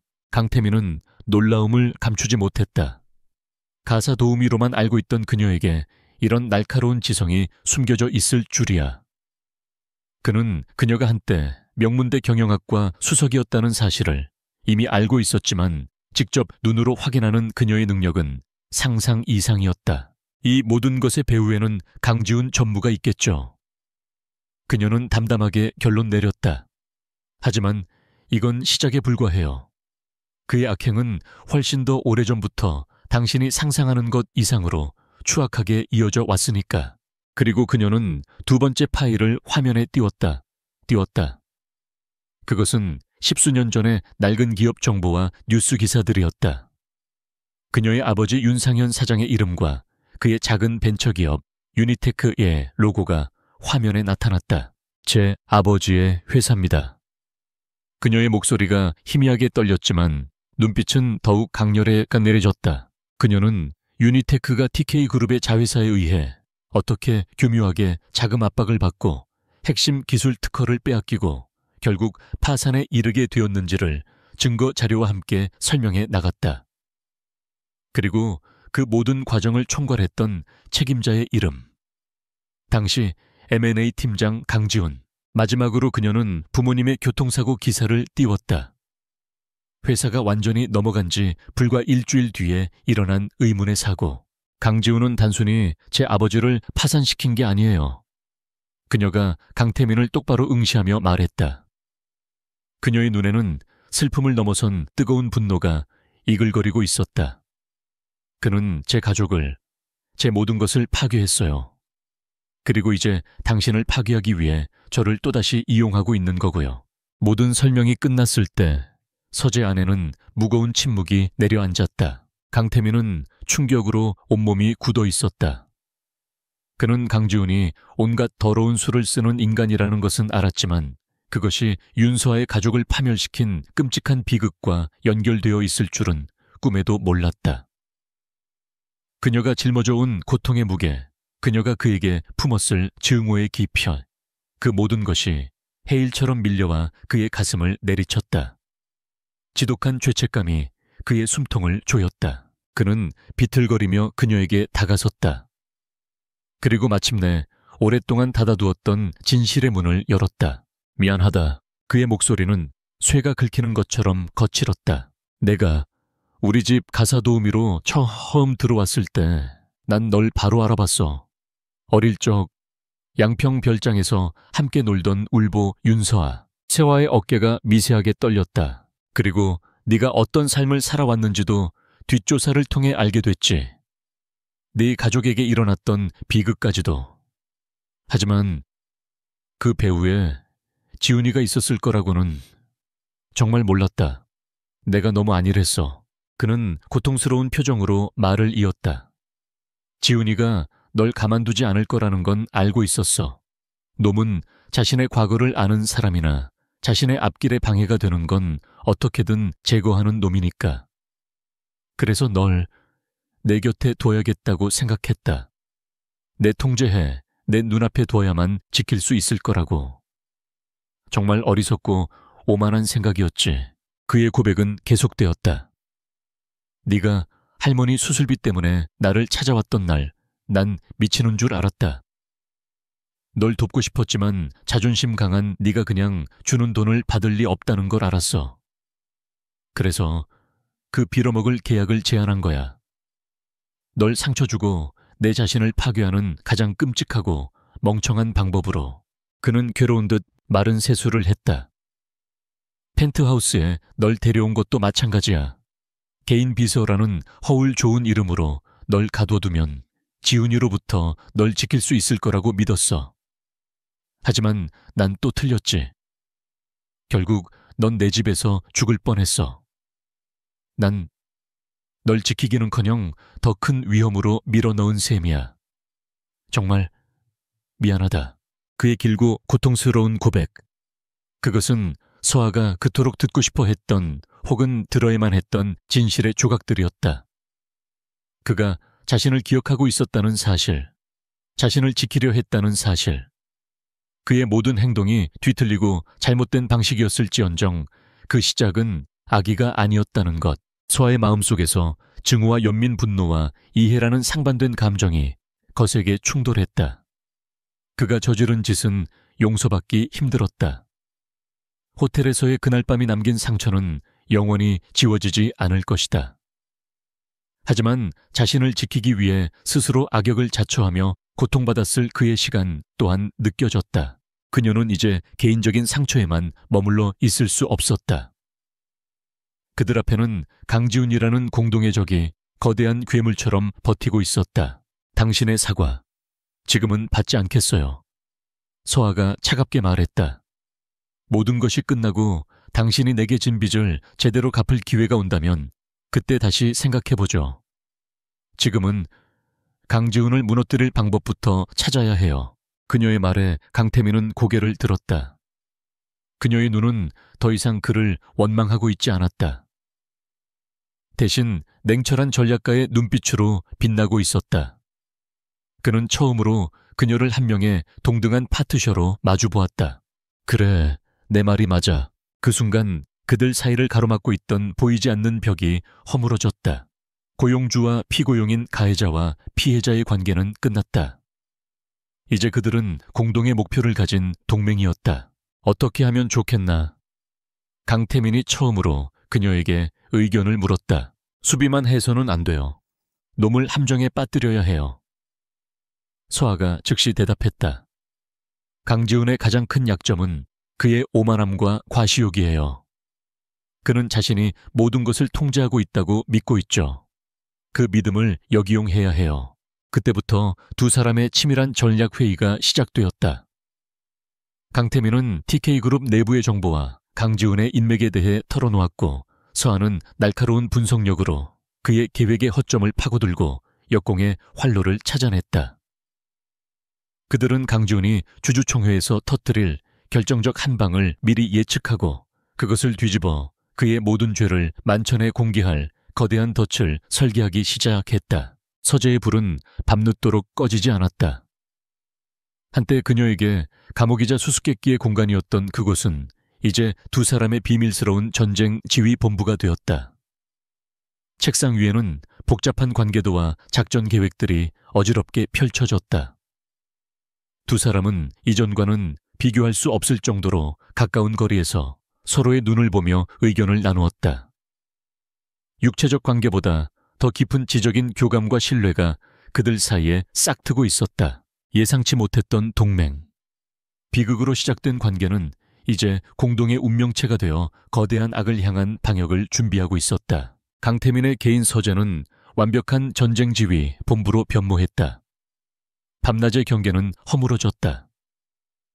테이블 위에는 복잡하게 얽힌 기업 지배 구조 분석표와 강지훈의 인맥 지도 그리고 방역을 위한 여러 시나리오들이 어지럽게 널려 있었다.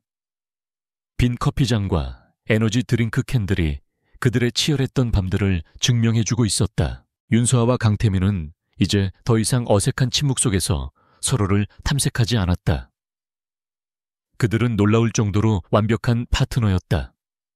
서아가 날카로운 직관으로 강지훈의 심리를 파고들어 그의 다음 수를 예측하면 강태민은 TK그룹의 방대한 정보력과 자원을 이용해 그 예측을 뒷받침할 증거를 찾아냈다.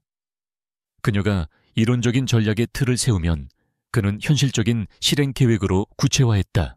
여기 강 전무가 최근에 접촉한 이사회 임원들 명단이에요. 서아가 모니터를 가리키며 말했다. 성향을 분석해보니 대부분 중립을 표방하며 기회를 엿보는 인물들이에요. 강지훈은 이들을 포섭하기 위해 확실한 먹잇감을 던져줄 거예요. 우리가 흘리는 정보는 바로 이들을 통해 그의 귀에 들어가야 해요. 알아. 김인 비서 통해 이미 라인을 만들어놨어. 강태민은 그녀의 말에 고개를 끄덕이며 또 다른 모니터에 자금 흐름 추적 데이터를 띄웠다. 문제는 놈이 심어놓은 내부 스파이다. 아직 완전히 색출하지 못했어. 그 스파이를 역이용하는 거예요.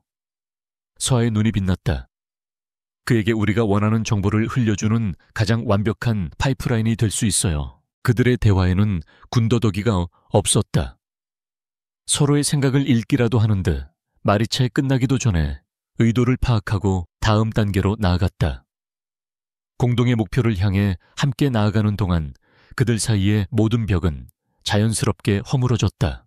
계획의 첫 단계는 연막이었다. 강태민은 패배를 눈앞에 둔 리더의 모습을 연기하기 시작했다.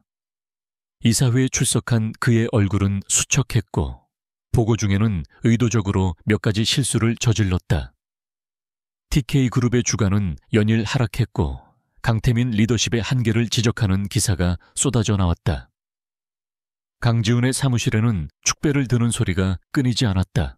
그리고 결정적으로 강태민은 이번 사태에 대한 공식 입장을 발표했다. 내부 정보 유출 및 방화 사건의 범인으로 특정된 사용인 한 명을 해고 조치했으며 정신적 충격을 호소한 윤수아 씨는 본인의 요청에 따라 모든 직위에서 사임하고 자택에서 안정을 취하고 있다. 이 발표는 강지훈을 완벽하게 안심시켰다. 그는 꼬리 자르기에 성공했다고 믿었고 가장 큰 변수였던 윤수아가 무대에서 사라졌다고 확신했다. 그는 이제 다가올 주주총회에서 강태민의 숨통을 끊을 마지막 한 방을 준비하는 데에만 몰두했다. 하지만 그가 모르는 사이 그의 발밑에서는 거대한 덫이 조용히 입을 벌리고 있었다. 서하는 펜트하우스에 숨어 보이지 않는 전략가로서 움직였다. 그리고 밤늦도록 이어지는 전략회의 속에서 그들의 관계는 예상치 못한 방향으로 깊어지고 있었다. 어느 날 새벽 계속되는 분석 작업에 지친 두 사람은 잠시 휴식을 취했다. 늦은 시간이라 셰프는 이미 퇴근한 후였다. 뭐라도 좀 먹어야겠어요. 서아가 기지개를 켜며 일어섰다. 그녀는 주방으로 향했고 잠시 후 고소한 냄새가 서재까지 흘러 들어왔다. 강태민이 주방으로 가보았을 때 그녀는 능숙한 솜씨로 간단한 김치볶음밥을 만들고 있었다. 화려한 셰프의 요리가 아닌 평범하고 소박한 집밥. 그녀는 작은 접시 2개에 볶음밥을 나눠 담고 계란 프라이를 하나씩 얹었다. 매우고요. 이럴 때일수록 잘 먹어야 버티죠. 그녀는 식탁이 아닌 조리대 옆 작은 보조 테이블에 음식을 차렸다. 그는 말없이 그녀의 맞은편에 앉았다. 늦은 새벽 고요한 주방에서 두 사람은 나란히 앉아 김치볶음밥을 먹었다. CEO와 그의 비밀 비서가 아니라 마치 오랜 시간을 함께한 동지처럼. 따뜻한 음식은 비단 허기진 배뿐만 아니라 지쳐있던 그들의 마음까지 채워주는 듯 했다. 강태민은 문득 자신이 이렇게 편안한 식사를 해본 것이 얼마만인지 기억나지 않았다. 또 다른 밤이었다. 서아는 잠시 부모님의 사진을 검색해보다가 자신도 모르게 눈물을 흘리고 있었다. 모니터 속에서 환하게 웃고 있는 부모님의 모습은 그녀의 가장 아픈 상처를 건드렸다. 어깨를 들썩이며 소리 죽여 우는 그녀의 모습을 서재에 들어서던 강태민이 발견했다. 그는 아무 말도 하지 않았다. 예전의 그였다면 차갑게 외면하거나 어설픈 위로의 말을 건넸을 것이다. 하지만 지금의 그는 달랐다. 그는 조용히 다가가 자신의 재킷을 벗어 그녀의 어깨에 덮어주었다. 그리고 따뜻한 차 한 잔을 가져와 그녀의 손에 쥐어주었다. 어떤 말도 없었지만 그의 행동 하나하나에는 서툴지만 진심 어린 위로가 담겨 있었다. 서아가 겨우 울음을 그쳤을 때 그가 낮은 목소리로 말했다. 내가 반드시 모든 걸 제자리로 돌려놓을게. 내 부모님의 명예도 네가 잃어버린 시간도. 그의 약속에 서아는 고개를 들어 그를 보았다. 어둠 속에서도 그의 눈은 진실하게 빛나고 있었다. 그녀는 그 순간 자신이 더 이상 혼자가 아니라는 사실을 깨달았다. 그녀 역시 그의 고통을 보기 시작했다. 대한민국 최고의 기업을 이끄는 총수라는 자리에 무게 믿었던 혈육에게 배신당한 상처, 그리고 자신에게 저지른 과외에 대한 죄책감. 그 모든 것이 그의 어깨를 짓누르고 있다는 것을. 어느 날 과로로 쓰러질 듯 소파에서 잠든 그의 모습을 보고 그녀는 서재의 모든 불을 끄고 담요를 덮어주었다. 그리고 그가 처리해야 할 서류들을 대신 검토하며 밤을 새웠다. 그들의 마음은 계약이라는 이름의 거짓된 관계를 넘어 서로의 상처를 보듬는 진실된 연민과 이해에 닿아 있었다. 주주총회가 코앞으로 다가왔다. 이제 마지막 미끼를 던질 시간이었다. 그들은 강지훈이 심어놓은 스파이가 듣도록 서재에서 격렬한 싸움을 벌였다. 물론 모든 것이 계산된 연기였다. 당신도 똑같아. 강지훈이랑 다를 게 뭐야. 소아가 일부러 목소리를 높였다. 내 아빠 회사를 무너뜨린 게 TK그룹인 거 당신도 알고 있었잖아. 그런데도 날 속이고 돈으로 날 사서 입을 막으려고 했던 거 아냐. 닥쳐, 함부로 말하지 마. 강태민 역시 분노에 찬 목소리로 맞받아쳤다. 내가 아니었으면 넌 진작에 길바닥에 나앉았어. 그딴 동정 따위 필요 없어. 주주총회에서 다 폭로해버릴 거야. 강지훈이 우리 가족에게 한 짓, 그리고 당신이 나한테 한 짓까지 전부다. 서아는 일부러 녹음기라도 들으라는 듯 결정적인 대사를 외치고는 서재 문을 박차고 나갔다. 이 모든 상황은 즉시 강지훈에게 보고되었다. 강지훈은 희열에 가득 차 웃음을 터뜨렸다.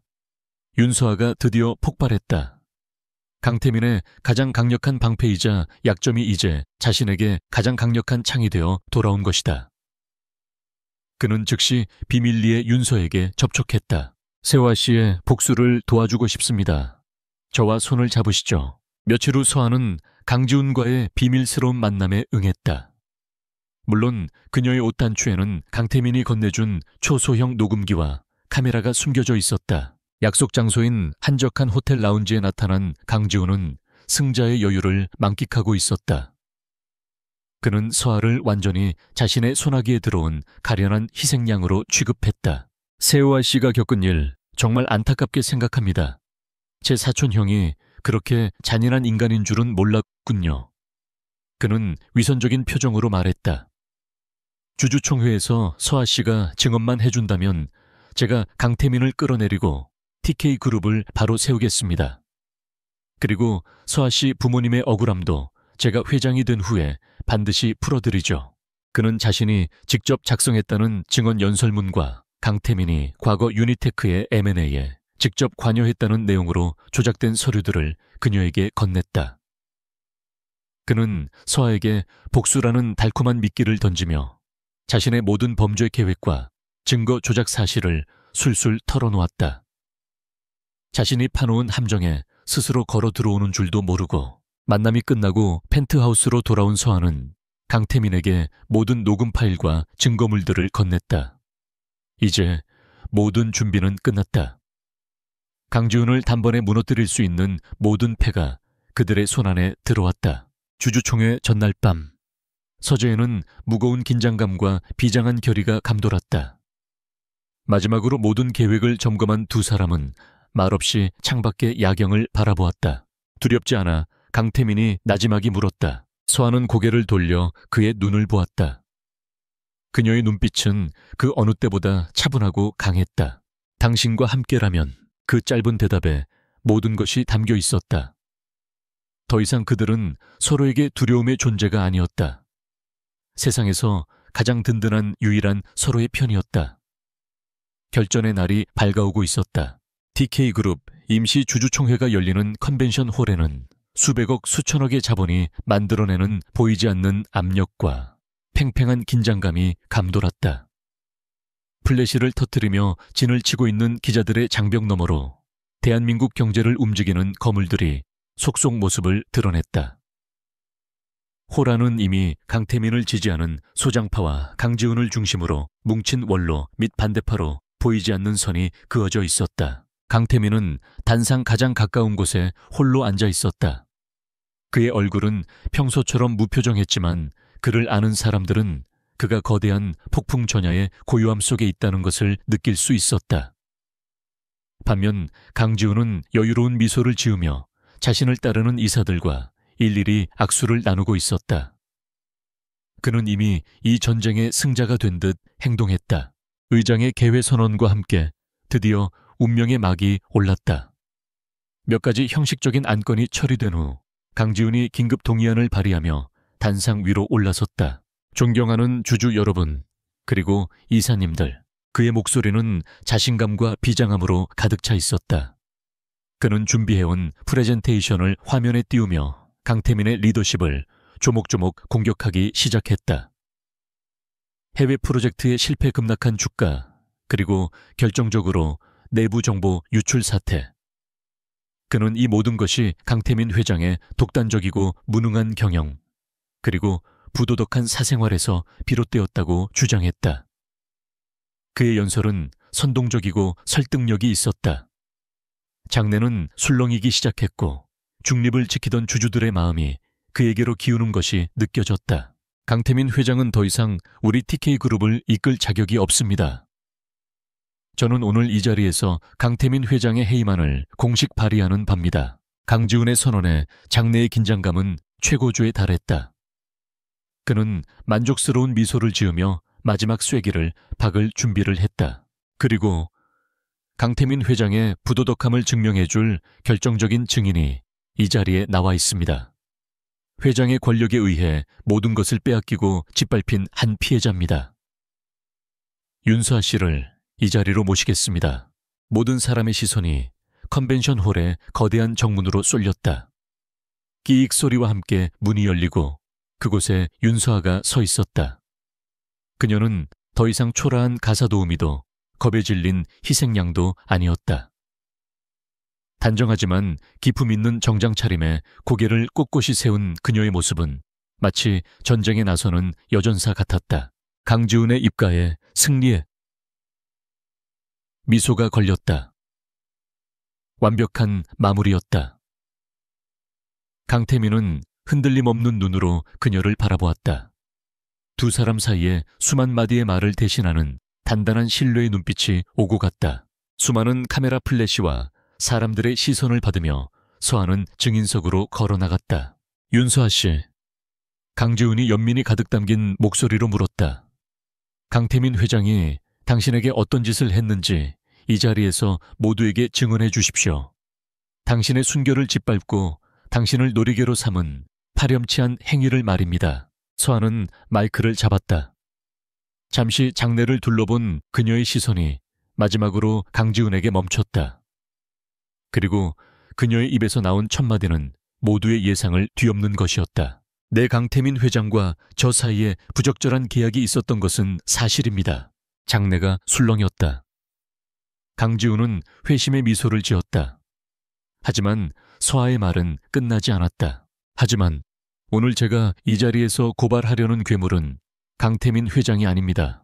그녀는 손가락으로 강지훈을 정확히 가리켰다. 바로 저를 이 자리에 세운 강지훈 전무입니다. 순간 강지훈의 얼굴에서 미소가 사라지고 경악이 그 자리를 채웠다. 무슨 소리야 너. 서하는 그의 당황한 모습은 아랑곳하지 않고 검사처럼 냉철하고 논리적인 목소리로 그의 죄를 하나씩 벗겨내기 시작했다. 강지훈 전무는 이번 정보 유출 사건의 범인으로 저를 지목했습니다. 제 방에서 증거 USB가 나왔다는 이유였죠. 하지만 그 USB는 강 전무가 직접 심어놓은 함정이었습니다.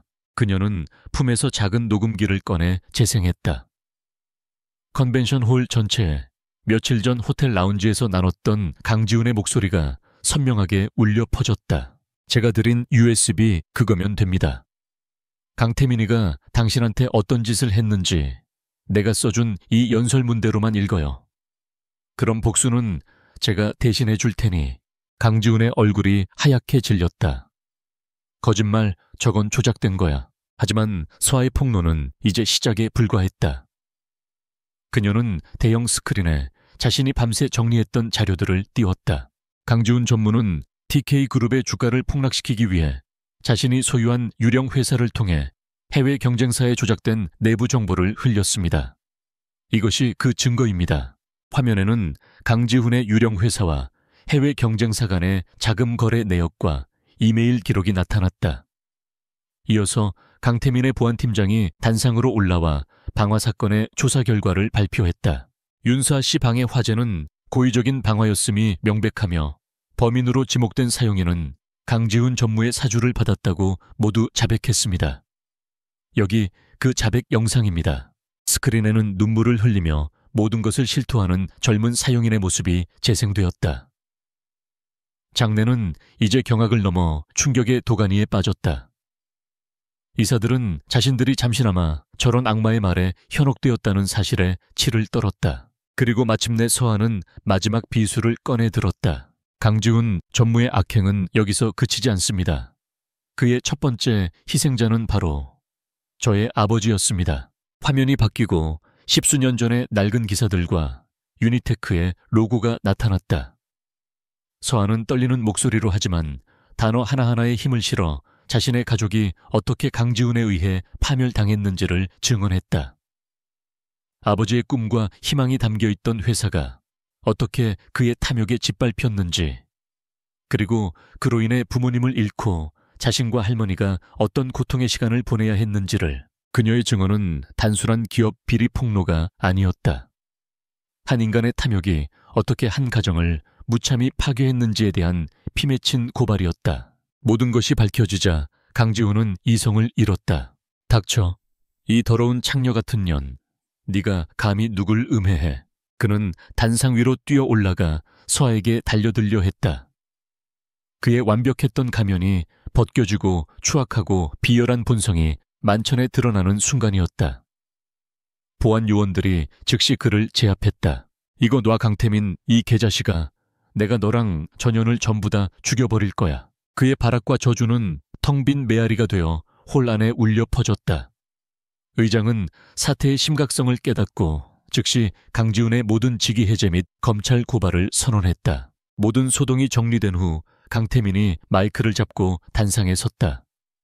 그의 목소리는 차분했지만 그 안에는 강한 힘이 담겨 있었다. 매언저 그룹 내부의 불미스러운 일로 주주 여러분께 심려를 끼쳐드린 점 깊이 사과드립니다. 그는 고개를 숙였다. 그리고 이 모든 진실을 밝히기 위해 자신의 모든 것을 걸고 용기를 내준 윤서아 씨에게 회사를 대표하여 그리고 한 명의 인간으로서 깊은 감사와 존경을 표합니다. 그는 증인석에 앉아있는 서아를 따뜻하고 존경 어린 눈빛으로 바라보았다. TK그룹은 윤서아 씨와 그녀의 가족이 겪은 비극에 대해 무한한 책임을 통감하며 과거의 잘못을 바로잡고 정의를 실현하기 위해 모든 노력을 다할 것을 약속드립니다. 그의 연설은 TK그룹의 리더로서 그의 입지를 더욱 굳건하게 만들었다. 위기를 기회로 바꾼 그의 결단력과 책임감 있는 모습에 주주들은 아낌없는 박수를 보냈다. 길고 길었던 주주총회가 끝났다. 강지훈은 검찰에 연행되었고 기자들은 세기의 특종에 흥분하여 떠들어댔다. 소란스러운 사람들이 모두 빠져나간 텅 빈 컨벤션 홀. 그곳에는 오직 강태민과 윤서아 두 사람만이 남아있었다. 지독했던 싸움이 끝났다. 아드레날린이 썰물처럼 빠져나가자 안도감과 함께 깊은 피로가 몰려왔다. 두 사람은 말없이 서로를 바라보았다. 그들의 눈빛 속에는 수많은 감정들이 오고 갔다. 고통 이하의 감사, 그리고 그 모든 것을 넘어선 어떤 깊은 유대감. 강태민이 천천히 그녀에게로 걸어왔다. 계약도 비밀도 거짓도 없는 온전한 강태민과 윤서아로서 처음 마주서는 순간이었다.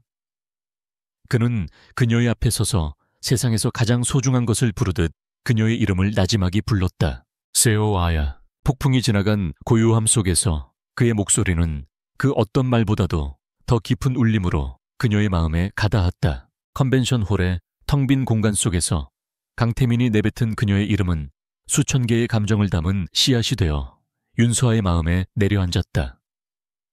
그가 천천히 그녀에게로 다가왔다.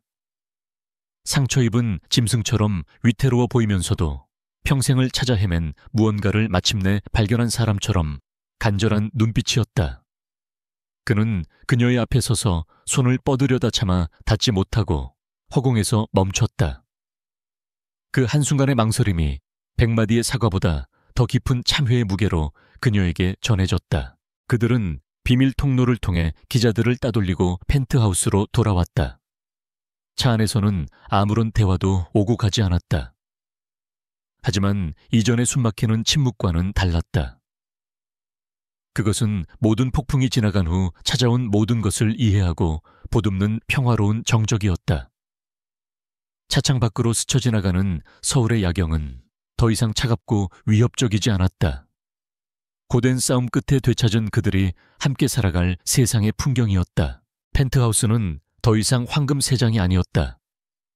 두 사람이 함께 싸우고 서로의 상처를 보듬었던 유일한 성역이자 이제는 새로운 시작을 맞이할 보금자리처럼 느껴졌다. 강태민은 그녀를 서재나 거실이 아닌 밤하늘의 별이 쏟아질 듯 보이는 유리 온실로 이끌었다. 달빛과 도시의 불빛만이 은은하게 비추는 그곳에서 그는 오랫동안 가슴속에 묻어두었던 마지막 진실의 문을 열었다. 기억나, 서아야. 그가 나지막이 입을 열었다. 그의 시선은 그녀 너머의 아득한 과거를 향해 있었다. 양평의 여름, 코스모스가 흐드러지게 피어있던 그 시골길, 늘 혼자였던 내 세상에 햇살처럼 웃으며 나타났던 작은 여자아이. 그의 목소리를 따라 서아의 기억 속에도 잊고 있던 풍경이 파노라마처럼 펼쳐졌다. 재벌가의 딱딱한 분위기에 숨막혀 하던 어린 소년. 주말에만 잠시 허락된 자유 속에서 유일하게 마음을 터놓았던 친구. 네온 늘 울보였지만 누구보다 용감했어. 나무에도 잘 오르고 나보다 벌레도 잘 잡았지. 그의 입가에 희미한 미소가 떠올랐다. 네가 가장 아끼던 동화책 별을 따는 아이. 내가 잃어버린 줄 알고 네가 엉엉 울던 날, 난 며칠 밤을 꼬박 세워서 똑같은 책을 구하러 다녔어. 그리고 다짐했지. 언젠가 내가 정말로 저 하늘의 별을 따다 너에게 주겠다고. 그는 잠시 말을 멈추고 그녀를 바라보았다. 그의 눈동자에는 십수년의 세월을 뛰어넘은 소년의 순수한 애정이 담겨 있었다. 그러다 네가 사라졌어. 너희 가족의 비극과 함께. 난 미친 듯이 널 찾아 헤맸어. 하지만 세상 어디에서도 너의 흔적을 찾을 수가 없었지. 그렇게 10년이 넘는 시간이 흘렀어. 내 마음속에 너는 코스모스 밭에서 웃던 그 모습 그대로 멈춰 있었는데. 그는 고통스러운 듯 눈을 감았다. 그러던 어느 날 네가 다시 내 앞에 나타났어. 우리 집 가사 도우미로. 그 순간 내 세상이 멈추는 것 같았다. 그토록 찾아 헤매던 네가 그렇게 아프고 힘든 모습으로 내 앞에 서 있다는 사실에 심장이 찢어지는 것 같았어. 난 내가 어떤 공영에 처해 있는지, 얼마나 자존심이 강한 사람인지 알고 있었어. 그래서 도울 방법을 찾았지. 하지만 내 방법은 전부 다 끔찍하게 잘못됐어. 할머니 수술비가 필요했던 너에게 나는 사랑이라는 말을 할 용기가 없어서 대신 돈이라는 가장 모욕적인 칼을 쥐어줬다. 내 자존심을 지켜준다는 오만한 명분 아래 너에게 평생 지울 수 없는 상처를 남긴 거야. 그의 목소리가 죄책감으로 심하게 잠겨 있었다. 호텔에서의 그날 밤, 난 널 안았던 게 아니라 내 자신을 벌하고 있었어. 널 사랑하면서도 사랑한다고 말하지 못하고 오히려 널 상처 입히는 내 자신이 혐오스러워서. 펜트하우스에 널 가둔 것도 마찬가지야. 널 지킨다는 명목으로 나는 너의 자유를 빼앗고 너를 고립시켰어. 난 사랑할 자격도 널 가질 자격도 없는 놈이야. 그는 마침내 그녀의 눈을 똑바로 바라보았다. 그의 눈에서 뜨거운 눈물 한 방울이 흘러내렸다. 나는 널 오랫동안 사랑해왔어, 서아야. 내 인생의 처음이자 마지막 사랑이었어. 내가 너에게 저지른 모든 잘못들을 용서해달라고 말할 자격은 없겠지. 하지만 이것 하나만은 알아줬으면 해. 내 모든 행동은 비록 뒤틀리고 어리석었을지언정 단 한순간도 진심이 아니었던 적은 없었어. 그의 절절한 고백. 그동안 서아를 혼란스럽게 했던 모든 수수께끼의 조각들이 마침내 하나의 거대한 그림으로 완성되었다. 그녀가 좋아하던 음식, 음악, 책들, 그녀를 향한 그의 서툴고 차가운 배려들, 위험 속에서 보여주었던 그의 필사적인 모습, 그 모든 것이 사랑이라는 단어 아래 설명되었다. 그녀의 마음을 짓누르던 분노와 증오의 얼음성이 그의 뜨거운 진심 앞에 속절없이 녹아내리고 있었다. 물론 상처가 하루아침에 사라지지는 않을 것이다. 하지만 그녀는 깨달았다. 지독한 증오와 분노의 시간 속에서도 어느새 자신의 마음속에 또 다른 감정이 자라나고 있었다는 것을.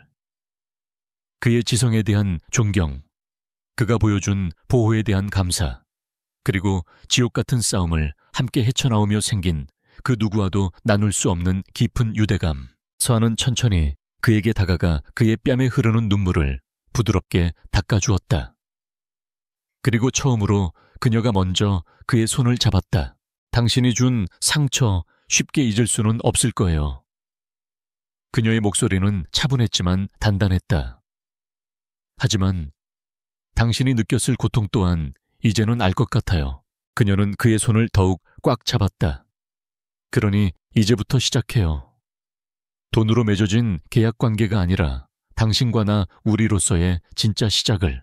그녀의 대답에 강태민은 오랫동안 어둠 속을 헤매던 사람이 마침내 한 줄기 빛을 찾은 것처럼 아이처럼 그녀의 품에 얼굴을 묻고 흐느꼈다. 몇 달 후 따스한 봄 햇살이 내리쬐는 어느 오후 서한은 강태민과 함께 할머니가 계신 요양병원을 찾았다.